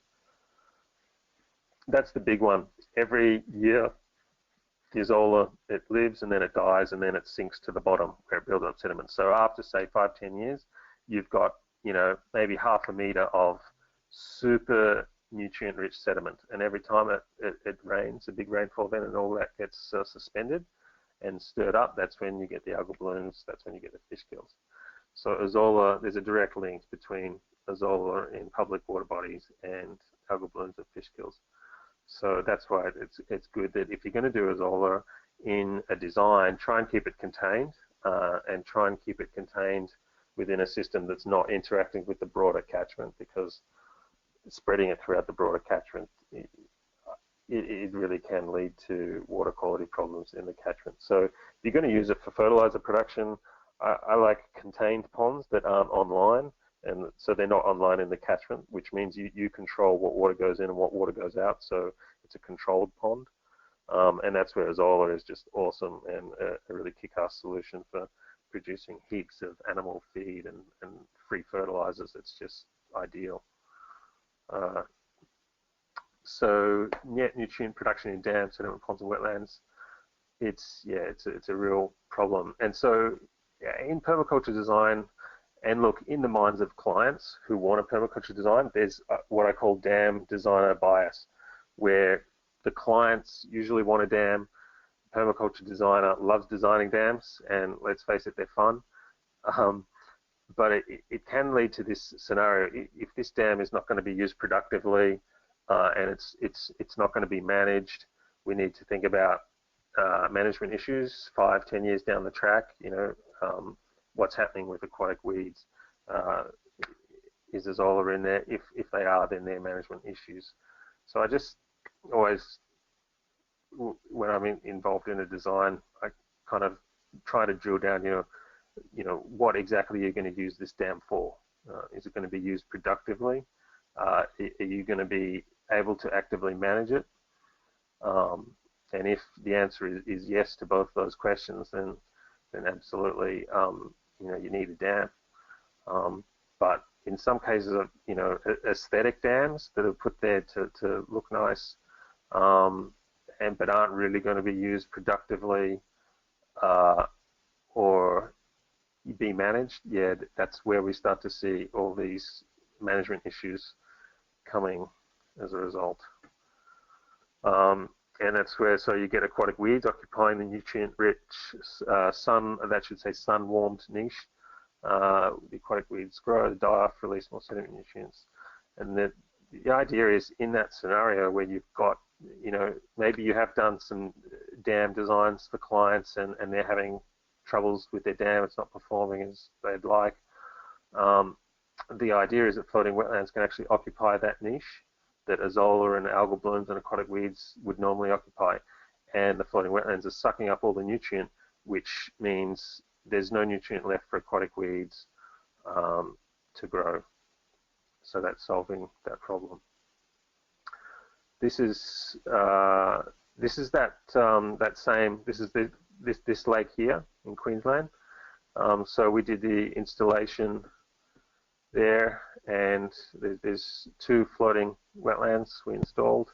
This is at just 7 months growth, so it's just super fast growth, and you can just see there's a massive reduction in the amount of Azolla and aquatic weeds, which in this case there were lilies, they're not non-native lilies that were basically growing in that niche. And so now what we've put a different species in that niche. And so, local government, they were employing guys to go and basically harvest all that aquatic weed or spray it. Most local governments spray it, and because a lot of local governments are, you've got environmental scientists and engineers now in local government saying, well, hey, this is not a good idea spraying, isn't there another approach? And that's why people are coming to floating wetlands and saying, well, yeah, there is another approach. Because even when they were harvesting it, it was all just going to landfill. There was no way for them to competitively use it in fertilizer production, and the reason was because the amount of metals in these urban lakes is too high. Because these are water treatment wetlands, they actually accumulate too many metals to be considered as suitable for compost production, unfortunately. So this was the water quality data over 1 year, and the ammonia reduction. Look, there wasn't a lot of ammonia in the first place, but you get ammonia spikes when you have a long dry spell and the water level's going down, and then you get a warm period, and that's when you get a sort of a huge growth rate of azole or aquatic weed, and then when it dies off, that's when you get an ammonia spike. So that's where we saw a large storm flooded after the summer. That was sort of towards the end of the summer, after a long warm summer, and it was a pretty dry summer as well.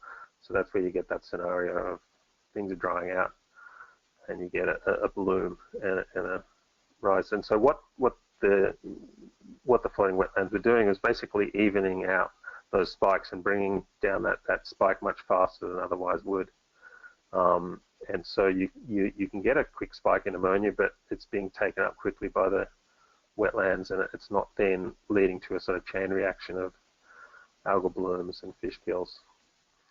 The total nitrogen and total phosphorus reduction was pretty good, meeting EPA best practice. Yeah, so the data is good, the water quality is good, and the local community loves it because now they've got black swans are nesting on these. So yeah, it's just great. The local community, they come down and have a picnic, bring the kids down, watch the black swans nesting, and they're sitting on their eggs, whereas in the past, the black swans, they would try and nest on the land, and the foxes and cats were getting to them at night, and there were just no baby swans were surviving. Now you've got a floating island, which is habitat, and you've got a thriving ecosystem that the community can actually connect to. It's not just this old stinky place that's getting sprayed with herbicides. It's actually got life in it that they can celebrate, and that's the social dynamic. So this also had a bit of a social dynamic, this one in China. So China's had unparalleled growth in urban growth and urbanization. So this is part of that story of you can just see how many cranes are in this picture. There's quite a few. There's buildings going up. There's a lot of growth. These are constructed canals to handle all the stormwater and also deal with wastewater, because building sewers in these new cities, a lot of local government and EPA, it's not what we would expect in other places, but they've just tried to find pragmatic solutions, because the developers, what they're doing, no one's building sewers and they're not connecting to sewers, and so they said, well, we've got this problem. All the sewage water is going into these canals, so the canal is the sewer. So how do you deal with that? And the way to deal with that is, flooding wetlands. But the people we were working with, we thought, well, okay, what's the possibilities here? And so the social aspect here is there's some Chinese characters written into these floating wetlands that when you look from above, it actually says respect water. So as these apartment buildings are going up and they're actually being built, you get people there who can actually see a message and say, oh, okay, well, maybe we're not respecting the water because we're putting our sewage into the canal. But anyway, this is a treatment approach that can mitigate those impacts. And also there was a biodigester built there to see, well, okay, how much biomass can you harvest from these systems and put into the biogas digester to produce gas for cooking, electricity, heating. And it was a great program. It was an innovative approach to cycling nutrients and improving water quality. and as you know, biodigesters are good at reducing BOD and COD. So actually, so this is the interesting thing. If you don't have a sewer and you just have canals, well, what you can do is you can actually build biodigesters all along the canals, and you can intercept the sewage and then actually send it through these biogas digesters, so that you're actually treating that water to a much more hygienic standard. You're reducing the E. coli, the bacteria, the parasites through anaerobic digestions over about a period of anywhere from 15 to 40 days. You're producing gas and electricity and heating, and improving the oxygen content in the receiving water. So, you know, how do you retrofit megacities across the developing world? This is the model. You know, you basically build biogas digesters along the canals, which are the de facto sewers. You fill them up with floating wetlands, and you engage the local population in the community in the management of those systems. So you're actually providing jobs. This is the biogas chamber, and we're harvesting biogas and off-taking it. And this is a prototype system that was built up. And you can then, yeah, and so people were, you know, they were cooking with it. It was being used to produce electricity. They had a storage system to actually store large amounts of gas under where we were standing there. So it had a gas storage component. And this is looking at it from another angle. So you had these large sort of, yeah, you can see those baffles there. So you've got the stormwater and sewage water coming in there, where you're trying to collect and separate out the solids, and so that all that's going through is liquids, and then the liquids, the soluble nutrients, then being treated by floating wetlands. Yeah, this is going out and having a look. Yeah, I was made sure I definitely didn't want to fall in that canal. Yeah, you always got to take care when you're out on these sites. Yeah, closing the loop of biomass and nutrients and improving hygiene, it's definitely possible, and I think it is a model for how do you retrofit megacities. And it would be great if this could be taken up more. There's a few more case studies of floating wetlands. This was done at the bigger eco neighborhood development that I was involved in designing with a few other permaculture designers. In fact, I think Darren Doherty's actually visited this, and he was involved in a course there as well. Yeah, it's a great little project. 39 houses, had co-housing as well, affordable co-housing for the community, as well as lots being sold to the owner investors who actually developed it. And blocks there are, you know, really very affordable living. Great project, great site. And so we did a stormwater wetland project there. You got Bigger Township, and then you got the big eco neighborhoods just below where I've written Bigger Township. You can see in this slide there where it is in relation to the Bigger River. This wetland, that's actually an anabranch for the Bigger River when it floods, and the water rises and falls by about 9 meters. And what we were seeing was that there was a lot of, that we were getting this erosion and flooding, and then the water's, all that sediment's then being transported into the urban wetlands. And these wetlands actually, yeah, you do get the dairy effluent overflow getting into these systems as well. So we wanted to regenerate this wetland, but had the problem that it floods and it rises and falls by 9 meters. So that was quite a design challenge. And so, yeah, but we managed it. And so we put a bunch of floating wetlands. This was a trial into the Hannah Branch wetland. It was just a trial for 1 year. We didn't have permissions to keep it indefinitely. And yeah, the results were really interesting, really good results. So this were the carracks prior to planting out in July 2007. So we measured them, we weighed them, we got lab tests done, on the plants to see how much nutrient they had in them, NPK and metals. And then we did, 14 months later, in October 2008, we harvested some plants.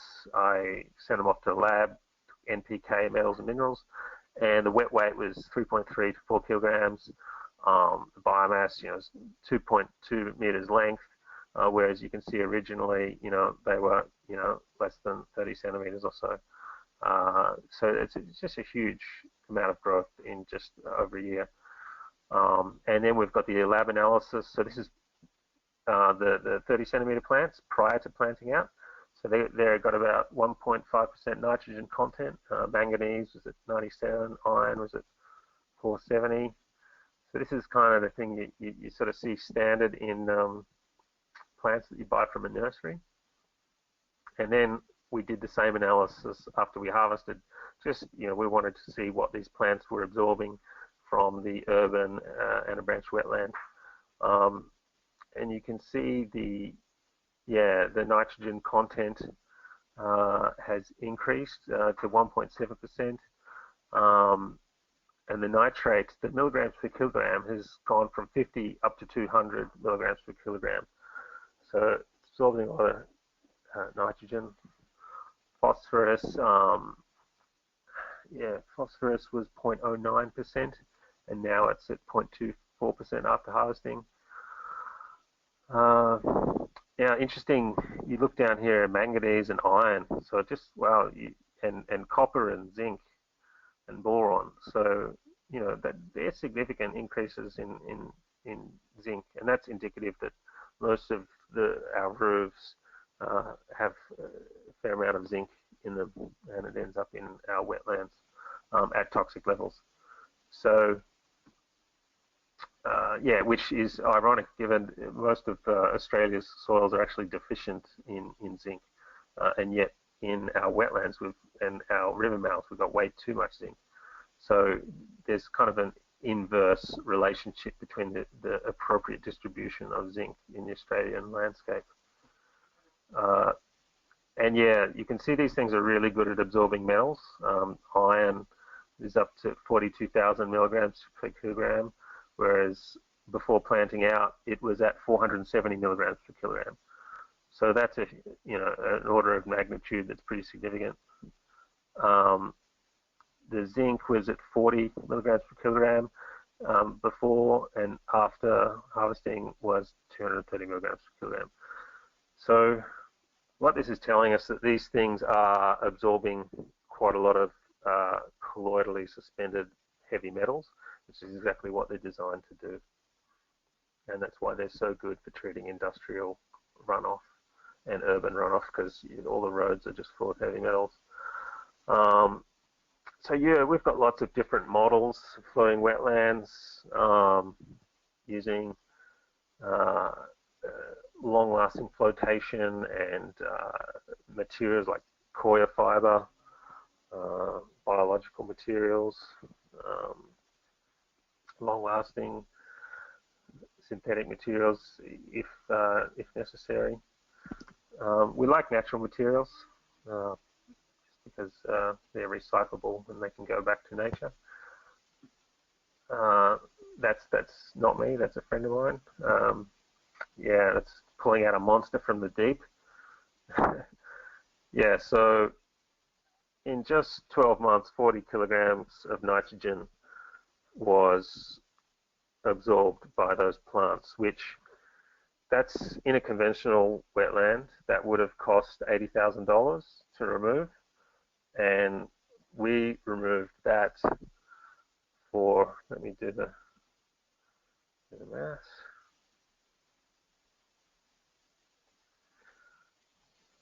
We removed it for somewhere between 1/4 and 1/2 of that cost. So floating wetlands are more affordable than conventional wetlands by a factor of up to 4. And then when you consider that you don't need as much land as a conventional wetland, and whoever owns the land is saving a lot of money on not having to give up that land over to an ecosystem service, then you're actually saving a lot more money. There's some of those root systems, pretty chunky.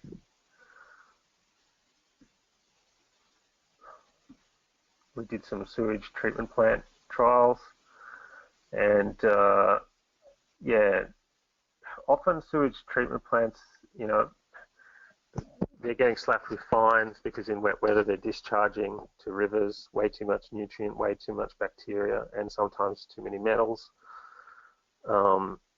So putting in floating wetlands in the ponds enabled them to meet EPA guidelines and not discharge and pollute the local rivers.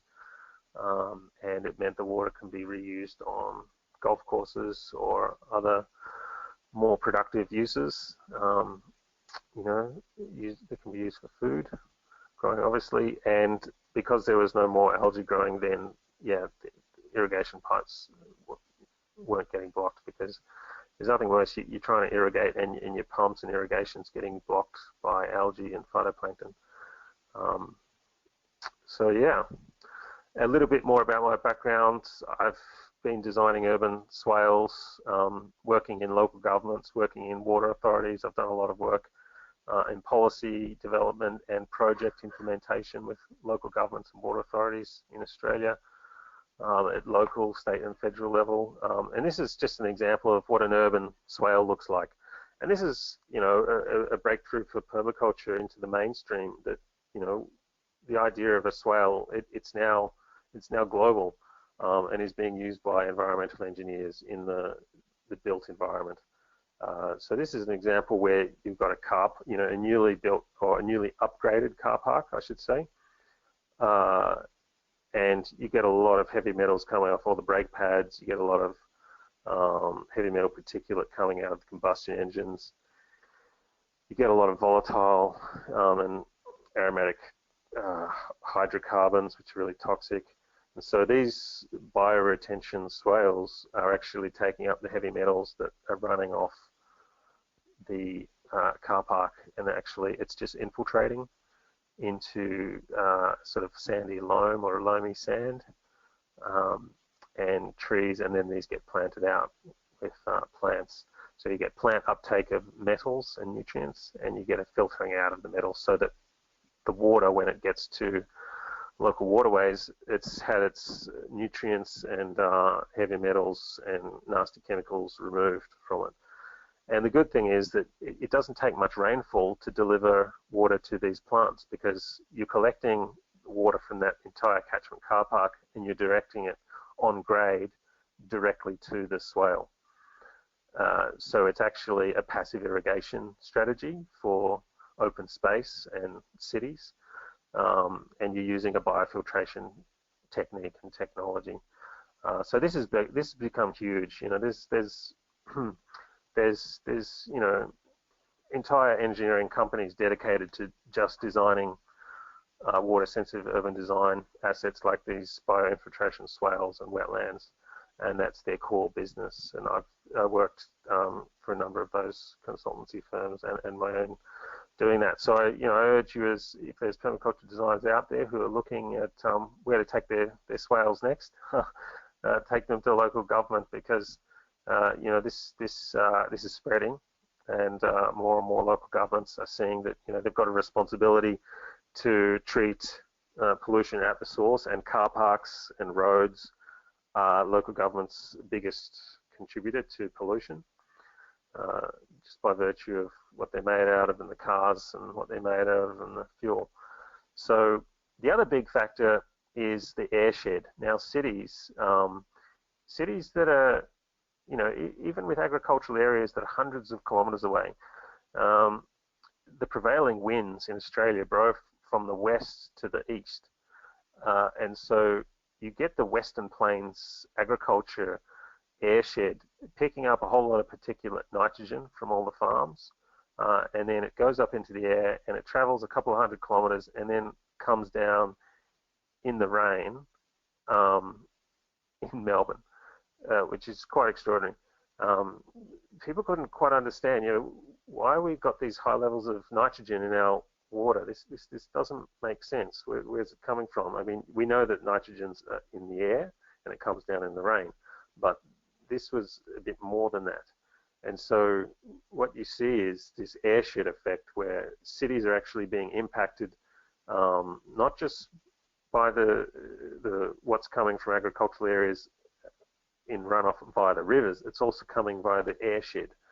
And so you're getting this diffuse nitrogen acting as a pollutant because you've just got too much of it. And the tiny little waterways in Australia, you know, we don't really have rivers, we have streams. Even our largest river, it is pretty tiny in the southern area. We do have some big rivers way up north, but in temperate Australia, in the southern areas, you know, these rivers and streams, they're very small, they're very narrow, and they're not designed to handle nitrogen coming from thousands and hundreds of thousands of acres in the airshed and then being dumped on the city and then being pushed into these tiny little streams because we've got such an efficient drainage network. It's collecting all the water from across 1.3 million hectares and directing it all into these tiny little streams.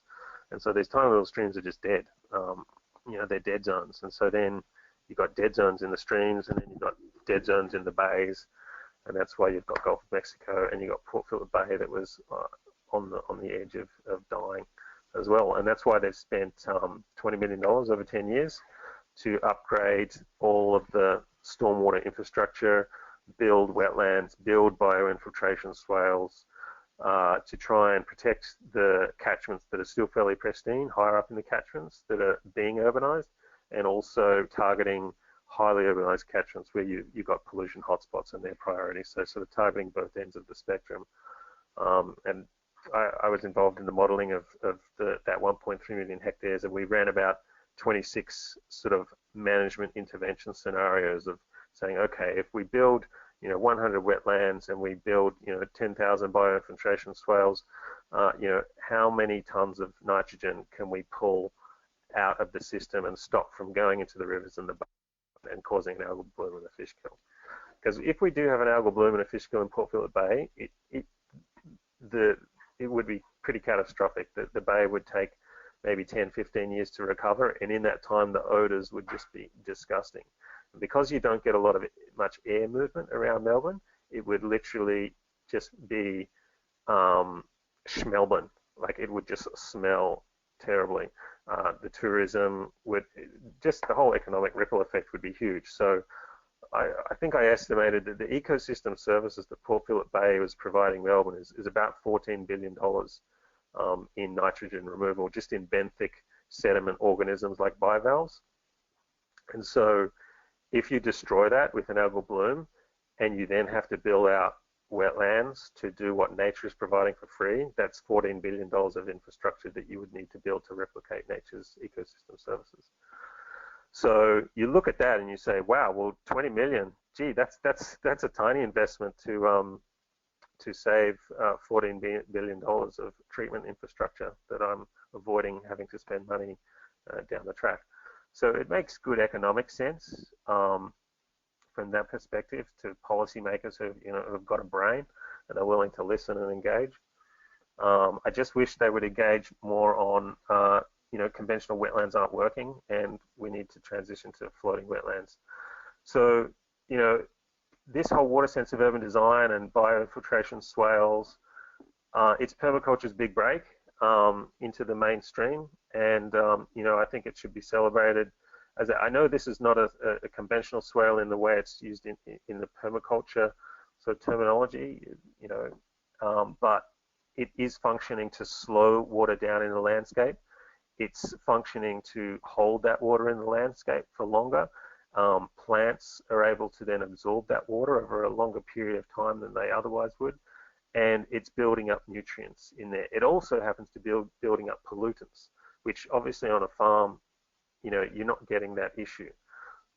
So these swales in the urban context, their primary function is actually pollutant removal, which is completely different to how swales are used in permaculture context of being for food production.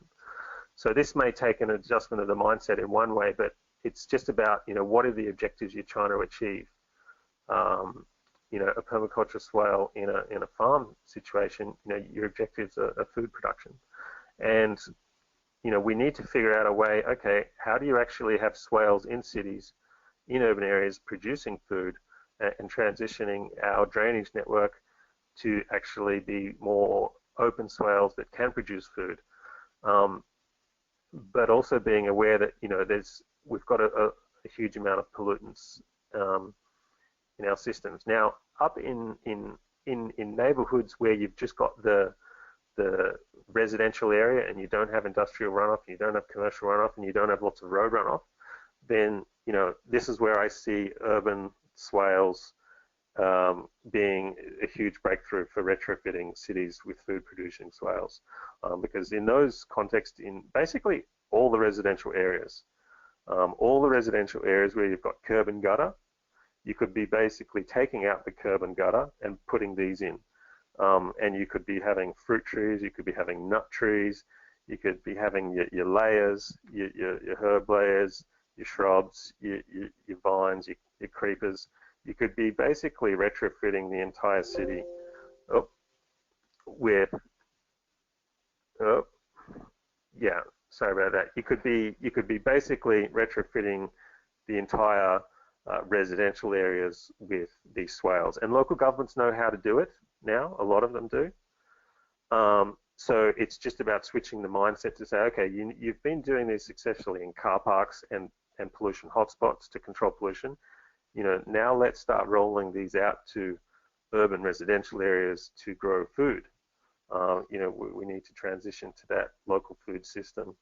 And so, I really hope that that's something people can take away from today as well, that, these are some of the breakthroughs in biofiltration and swale design and development that could really make a difference in our cities.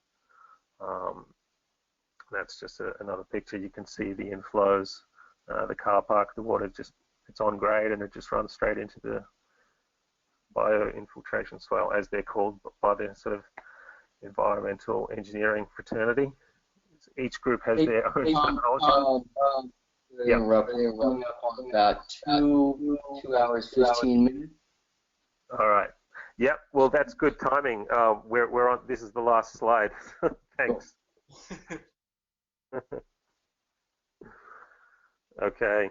So yeah, over to you guys. If there's anyone actually left still looking at this, well, my hat goes off to you because you've sat through a very long presentation. Yeah, happy to answer any questions if there are any.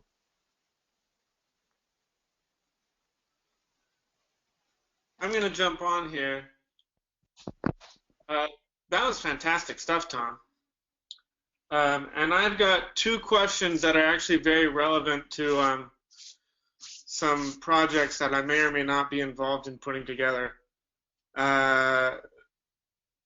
What's your opinion of, well, let me tell you what the context is for this. I may have access to 100,000 cubic meters of treated wastewater per day. Right. In the middle of the Saudi desert. Right. And right now this water is just being dumped and it's running off the desert and then kind of sinking in and either evaporating or sinking into the groundwater. And they're having farmers take some of this water and irrigate vegetables with it. And of course the vegetables are massive, but it's illegal to sell them or eat them because they're not considered safe. So we are considering putting together some sort of either forage production system on this or something else. But I'm wondering, given that 1-minute introduction, what pops into your head about what you would do with that water, given the fact that there's no wetland per se, but there is a whole lot of water being dumped and not being put to use or anything? Right. Yeah. Look, if the water quality is okay and it doesn't have really bad heavy metals issues, then the animal fodder solution is a great one, because you've got water. Now, just refresh me. Is the water quality such that the water's not It's not suitable? potable, but it is being treated by a massive plant. And that's wastewater. Yeah, it's Mecca's sewage is what it is. Yeah. Okay. Well, It's the whole that's sewage on the planet. well, it's our responsibility to turn it into as holy water as it can be. Then, so yeah. Look, I reckon you could definitely look into the animal forage production. For example, Melbourne Water, they have a 10,000 acre farm where they reuse the treated wastewater for irrigation, pasture irrigation, and they run you know, a lot of head of livestock across there, and it's actually a fairly significant business unit of the Water Treatment Authority. So, and they also looked at growing algae for biodiesel and fish feed production as well. So, and you can actually also then put, you know, the algae back into a biodigester to start producing more energy. Yeah. Cool. Follow-up question: can it be too nutrient dense for these floating wetlands to establish? Like, can it be too much? Right. No, look, okay, a scenario where it might be too much might be, okay, let's say there's a dairy effluent pond that is just so acidic, or actually, no, a dairy effluent pond, it's with the right species selection, you can still grow things on there. You know, so the only scenario where I've seen actually plants literally dying and not surviving is in what you call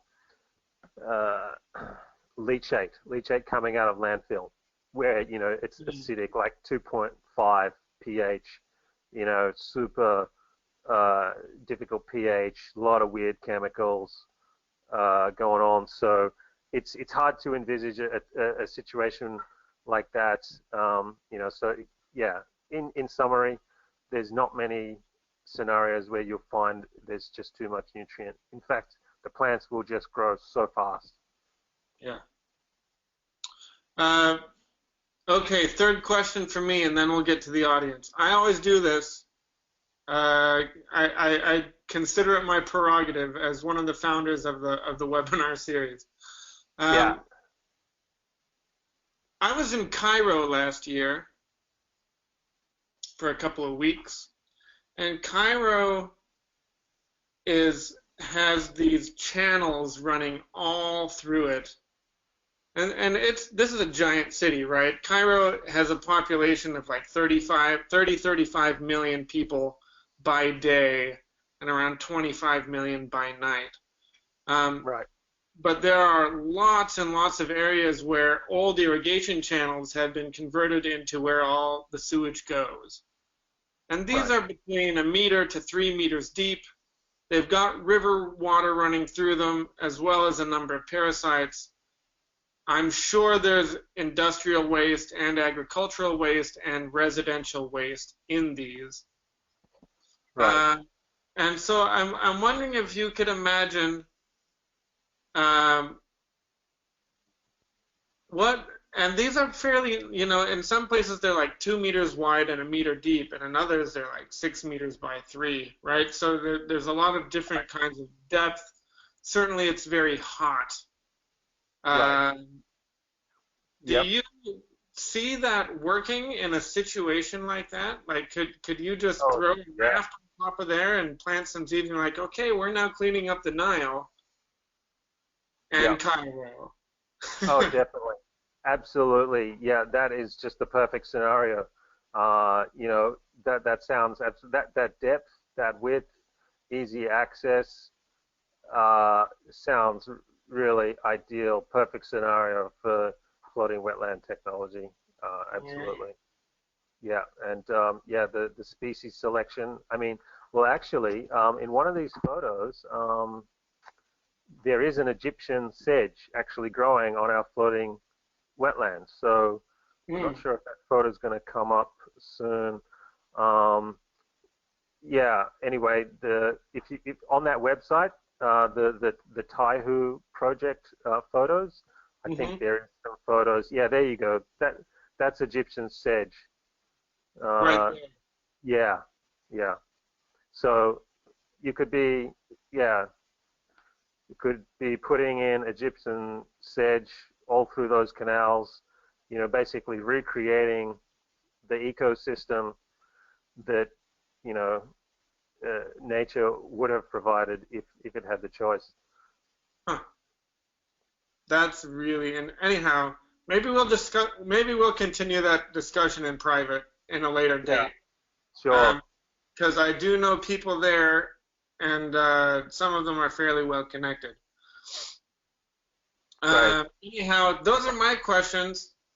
We had a few from the audience, and I just want to say that was fantastic, and I loved it, and I hope everybody else did as well. Thanks, Neil. It's been a pleasure being part of it and being part of this community. Yeah, it's absolutely epic what you're showing. I like living in the Midwest last summer. Every pond I saw was just filled with algae blooms, and if they have any sense, like this would be implemented ASAP and like across the Great Lakes. Oh, and a quick shout out for questions. So Tom is looking for distributors, and I guess it's the U.S. and Australia. So if anyone has connections there, please send him a message. We'll send out his email, our email. It's you mind if we share your email, or is that? Yeah, sure thing. Yep. Happy to. Yeah, I guess it's sort of looking, yeah, Australia, Europe, US. We are in discussion with an amazing guy who's looking at distribution, and so I think there's there's an opportunity for installers, all across the US. It would be great to see. See these systems, and they're really affordable, and there is a viable business plan for people to actually be installing these and making money, as a business, so yeah, we're looking out for people who are keen. Cool. All right, questions time. So the first one's from Paul, who waited 2.5 hours. He says, great presentation. Our biggest challenge is we have an amazing 5-acre palm full of myrophilium, parrot's feather, and duckweed. Lemonade. The myrophilium is quite tenacious and will have to be removed by dredging. Can a floating wetland make a dent in the situation? Oh, and we have beavers too. Okay. Yeah. So yeah, I think floating wetlands can make a dent in it. In that you can basically float these units out on top of the aquatic growth, and it's basically, it's kind of, the analogy I guess is, when you want to do a no-dig garden, and you might take some cardboard out and lay it down on the kikuyu grass or other fast-growing grass, and you're just going to block out the sunlight and stop its photosynthesis and stop its access to the air and the atmosphere. And so you're doing the same with floating wetlands. You're dropping them straight in on top. It's just like no dig. And the cool thing is, as those plants die off, the roots of your plants on the floating rafts and floating wetlands will grow down into that nutrient-rich soup that you're creating. Nice. The next question's from buddy Chris Vincent. He's asking, what are the best natural materials used to build the rafts? Yeah, I really like coir fiber. Coir fiber is it's an abundant resource. It's long wearing, it's hardy. Plants love it, and it's biologically, sustainable. Look, the only thing is, it comes from, it's got a fair few miles behind it. So, there are other options out there. I mean, people can and do use soil and mulch as well, and just contain it. So you can actually do that, and it just makes it a bit heavier. And then you've got other options as well. Some of the mediums that are used in sort of aquaculture, aquaponic food production can be used. And then, yeah, flotation materials, we've used a lot of different materials over the years, and, I tend to try to stay away from the PVCs because it's a nasty plastic. I'm not a fan of it. In its production, it releases a whole lot of toxins, and in its environment, it releases toxins. So generally don't like. I did quite a lot of trials with it early on because I didn't have access to a lot of other things. We did trials with polystyrene. We did trials with everything, just whatever we could get our hands on, to try it out. And over time, we refined the approach to basically avoid all the unsustainable materials and the unsuitable materials. So PVC, polystyrene, they're definitely in the unsustainable, unsuitable category. Polyethylene is I think the Environmental Working Group, which has a lot of science on the impacts of plastics, has said that polyethylene has the least environmental impact and the least amount of leaching. So that's kind of another, so we like polyethylene. And yeah, I hope, does that answer the question?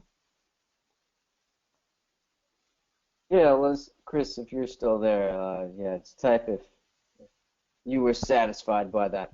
So another question by Gareth Jones. He says, have these systems been used to supply food for market?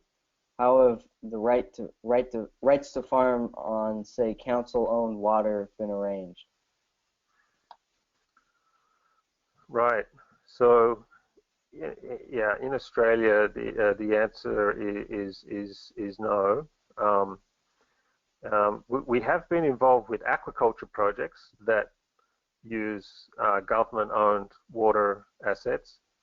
So that has been done, and where we were looking at putting in floating wetlands around the aquaculture zones. But to date, it hasn't been done, and I guess the reason is, local governments, it's not always easy for them to, for them to understand this in a context. They're only just getting their heads around using floating wetlands for pollution reduction. Using it for food production will be introducing another level of complexity for them.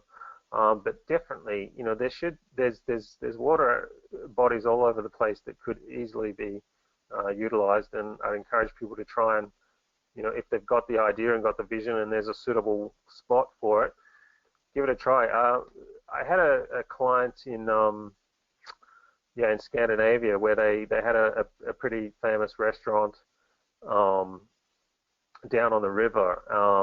And so we did a bunch of designs for basically putting a whole floating garden where all the salads and herb greens could be produced actually on the water.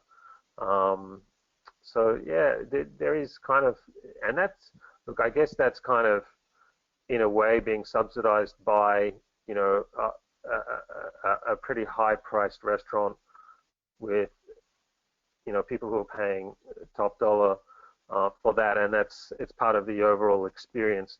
So the economics of growing food crops on water There's not a lot of data on it, to be honest.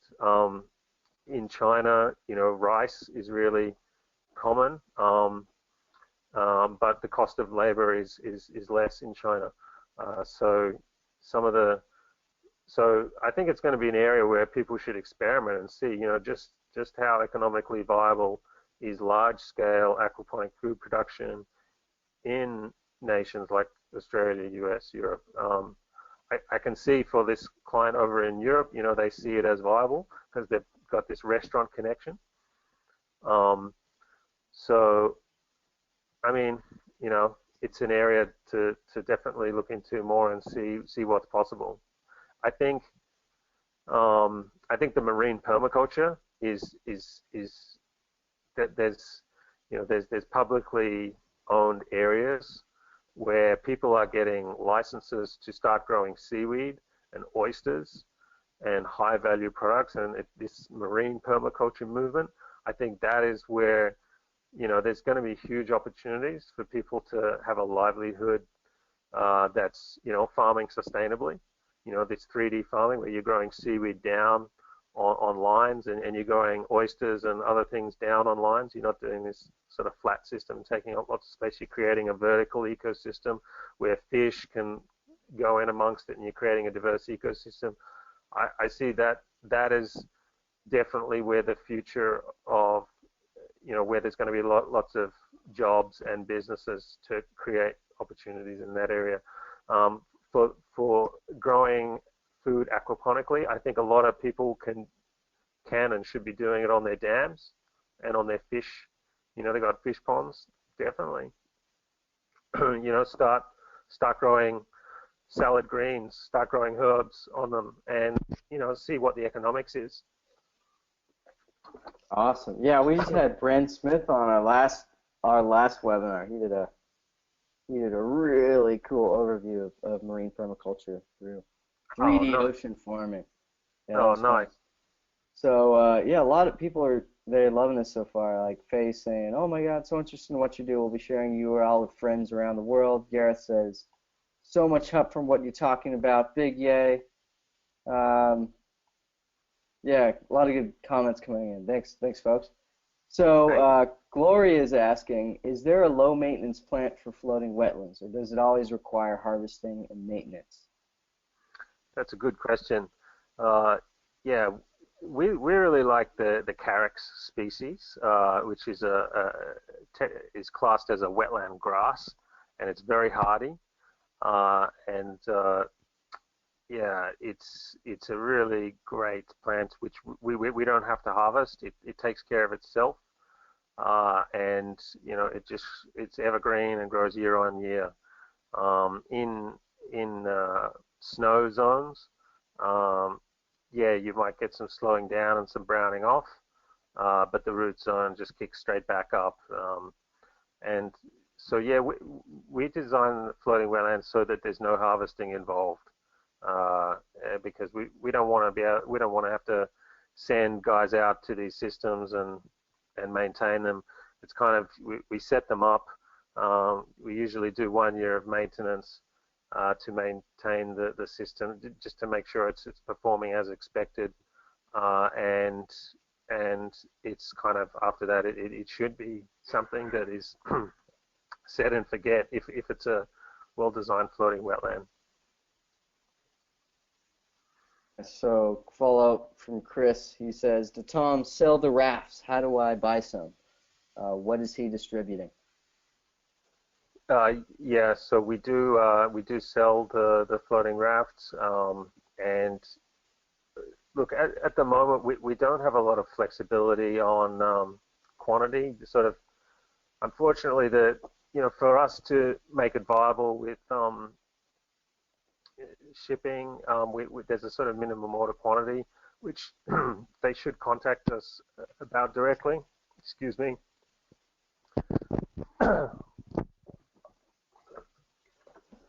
Right.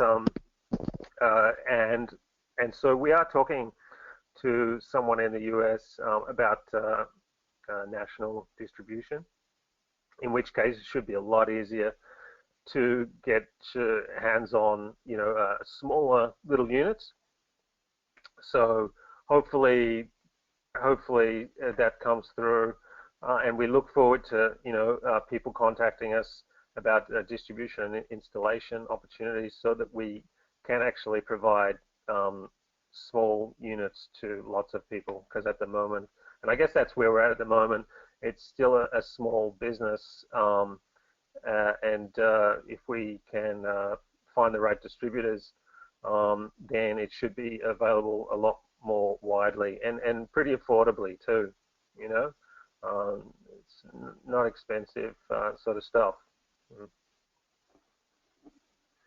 Yeah, for all of you, for everybody who lives around ponds, lakes in the Midwest, this is going to be the future. Their algae blooms are one of the biggest issues that people around there deal with, because literally there's some lakes you can't even swim in anymore because the water quality is so low. People can't fish.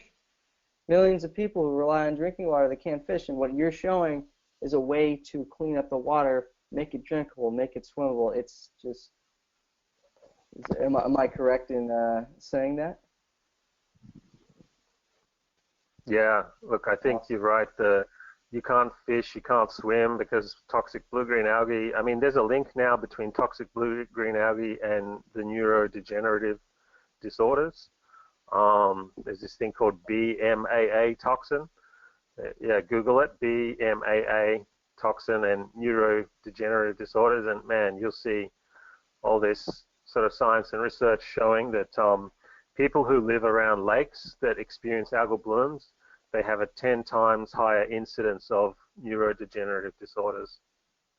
So, yeah, it's pretty full on. And no one's really talking about it because, well, as soon as you start talking about it, people start saying, does that mean the land values around this lake are going to fall?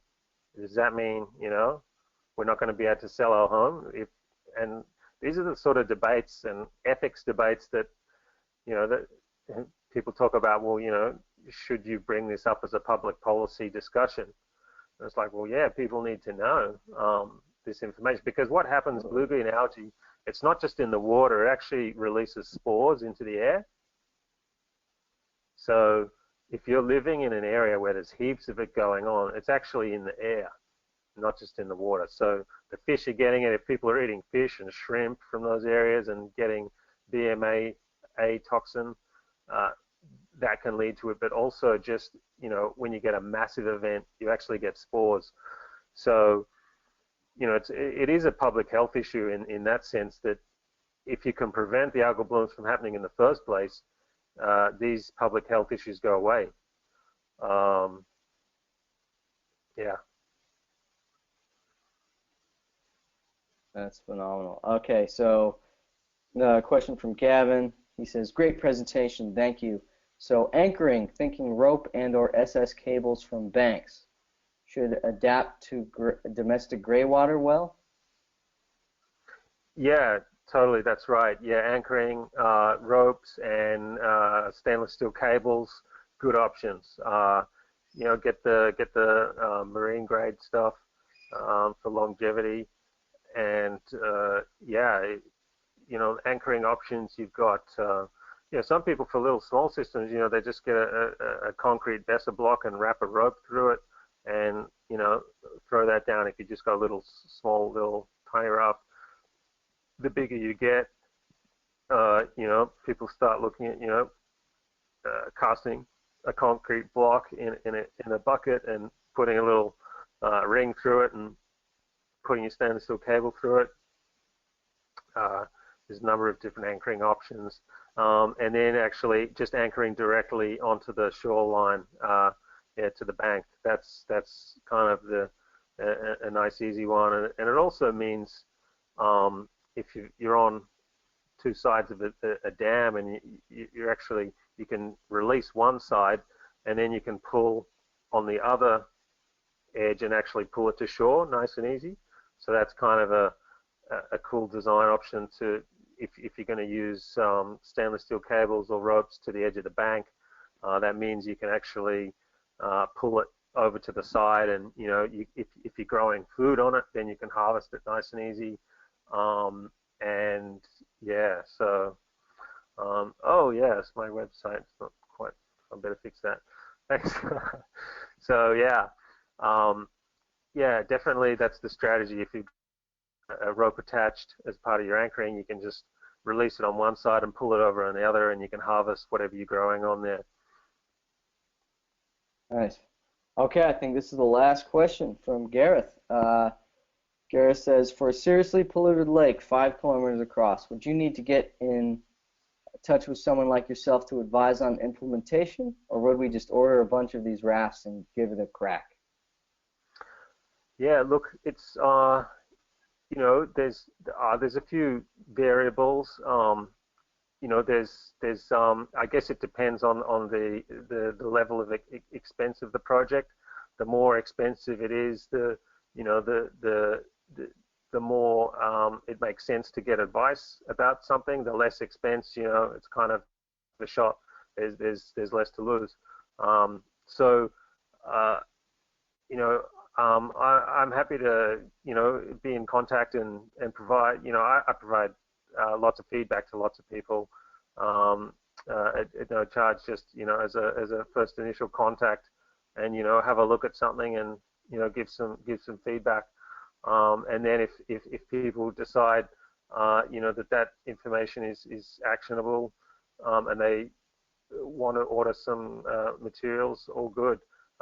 Or if not, there's other options people can go down as well. I guess we've had a 17-year journey with these things, and it took a decade of refinement of design to really figure out what actually works and what doesn't work.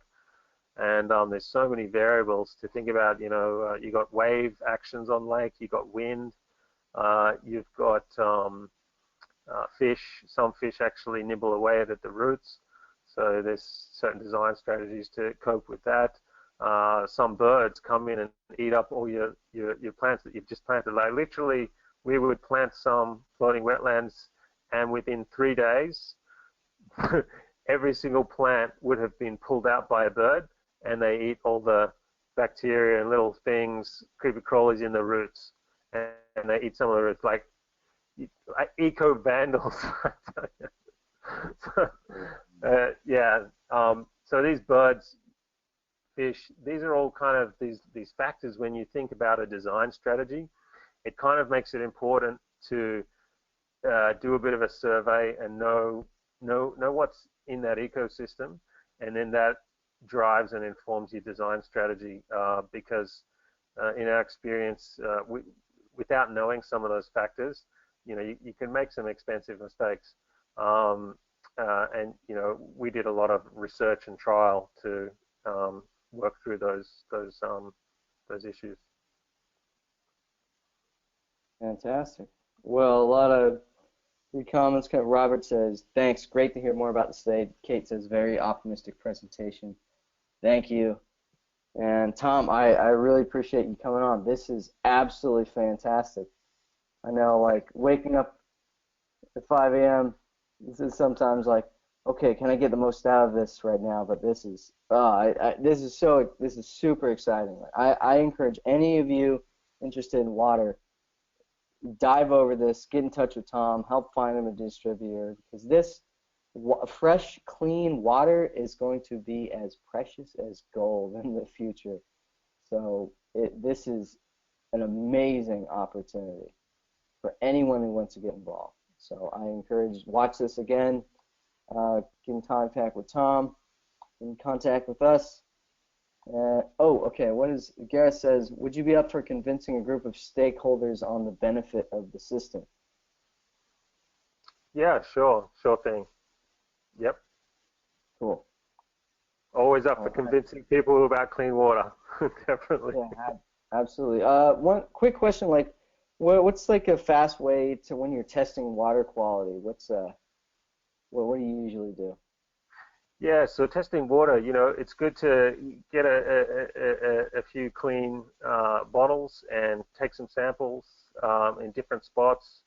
If it's pretty polluted, get on the rubber gloves to protect yourself. Like if there is blue-green toxic algae, you want to take precautions and get covered. Take samples in a few different spots. Get some in the shallow water zones. Get some in where the stormwater outlets are going into lakes or dams. And then actually, send them off to a lab. And generally, if you ring up the local government or the local water authority who actually provides drinking water, they usually have the information of the local labs that they send their data to get the water tested. A lot of universities also have labs and know which lab to go. It's usually good to get an independently accredited lab to do it to get a good, accurate result.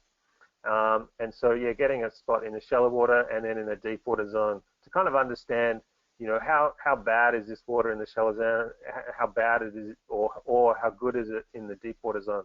Because then that informs you in your design strategy. Am I going to go after the shallow water zones, or do I also need to go after the deep water zones if it's really bad? So it's kind of good to, in your initial surveys, to do a few samples in a few locations. Yeah, this is great. Imagine this being taught in environmental science class is even a possibility. Yeah. I guarantee you, like everyone who is like think their world is going to end because there's blue-green algae in their rivers and ponds, they probably don't know about this. They don't know that this solution even exists. Totally. Incredible. It would be awesome if this kind of could work its way into environmental science courses, because it kind of brings together design, innovation, biomimicry. Because floating islands in mature wetland ecosystems, they evolve all on their own. So that's the cool thing. Like I don't know if if you Google the marsh Arabs of Iraq and their floating wetlands and islands that they developed, or in Bolivia on Lake Titicaca, you get these peak ecosystems where natural islands would form all by themselves. And so what we're doing is really mimicking a peak wetland ecosystem and then recreating that and doing it really fast. Nice. That's fantastic. I know a lot of people were talking about chinampas and things like that. Yeah. There you go. Yeah. Well, that's it. Chinampas. That's an example of where it starts out as a floating island. It kind of looks that way, and then you're just slowly building it out underneath to become a full-blown, land.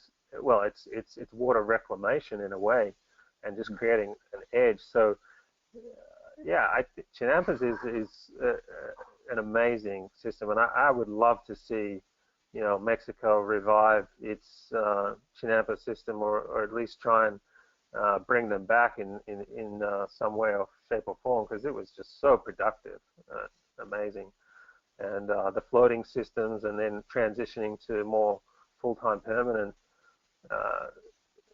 land bodies. That's what was so amazing, that it was a transition, and they maximized all phases of that transition, from floating systems through to actual permanent land systems, and it was just ingenious, really. That's great. Yeah, I couldn't even imagine a system like that. Like, visiting the Philippines would be so cool to go to some of the places that you mentioned. It was Greg Chang, the founder of BFI. George Chan? George Chan, yeah.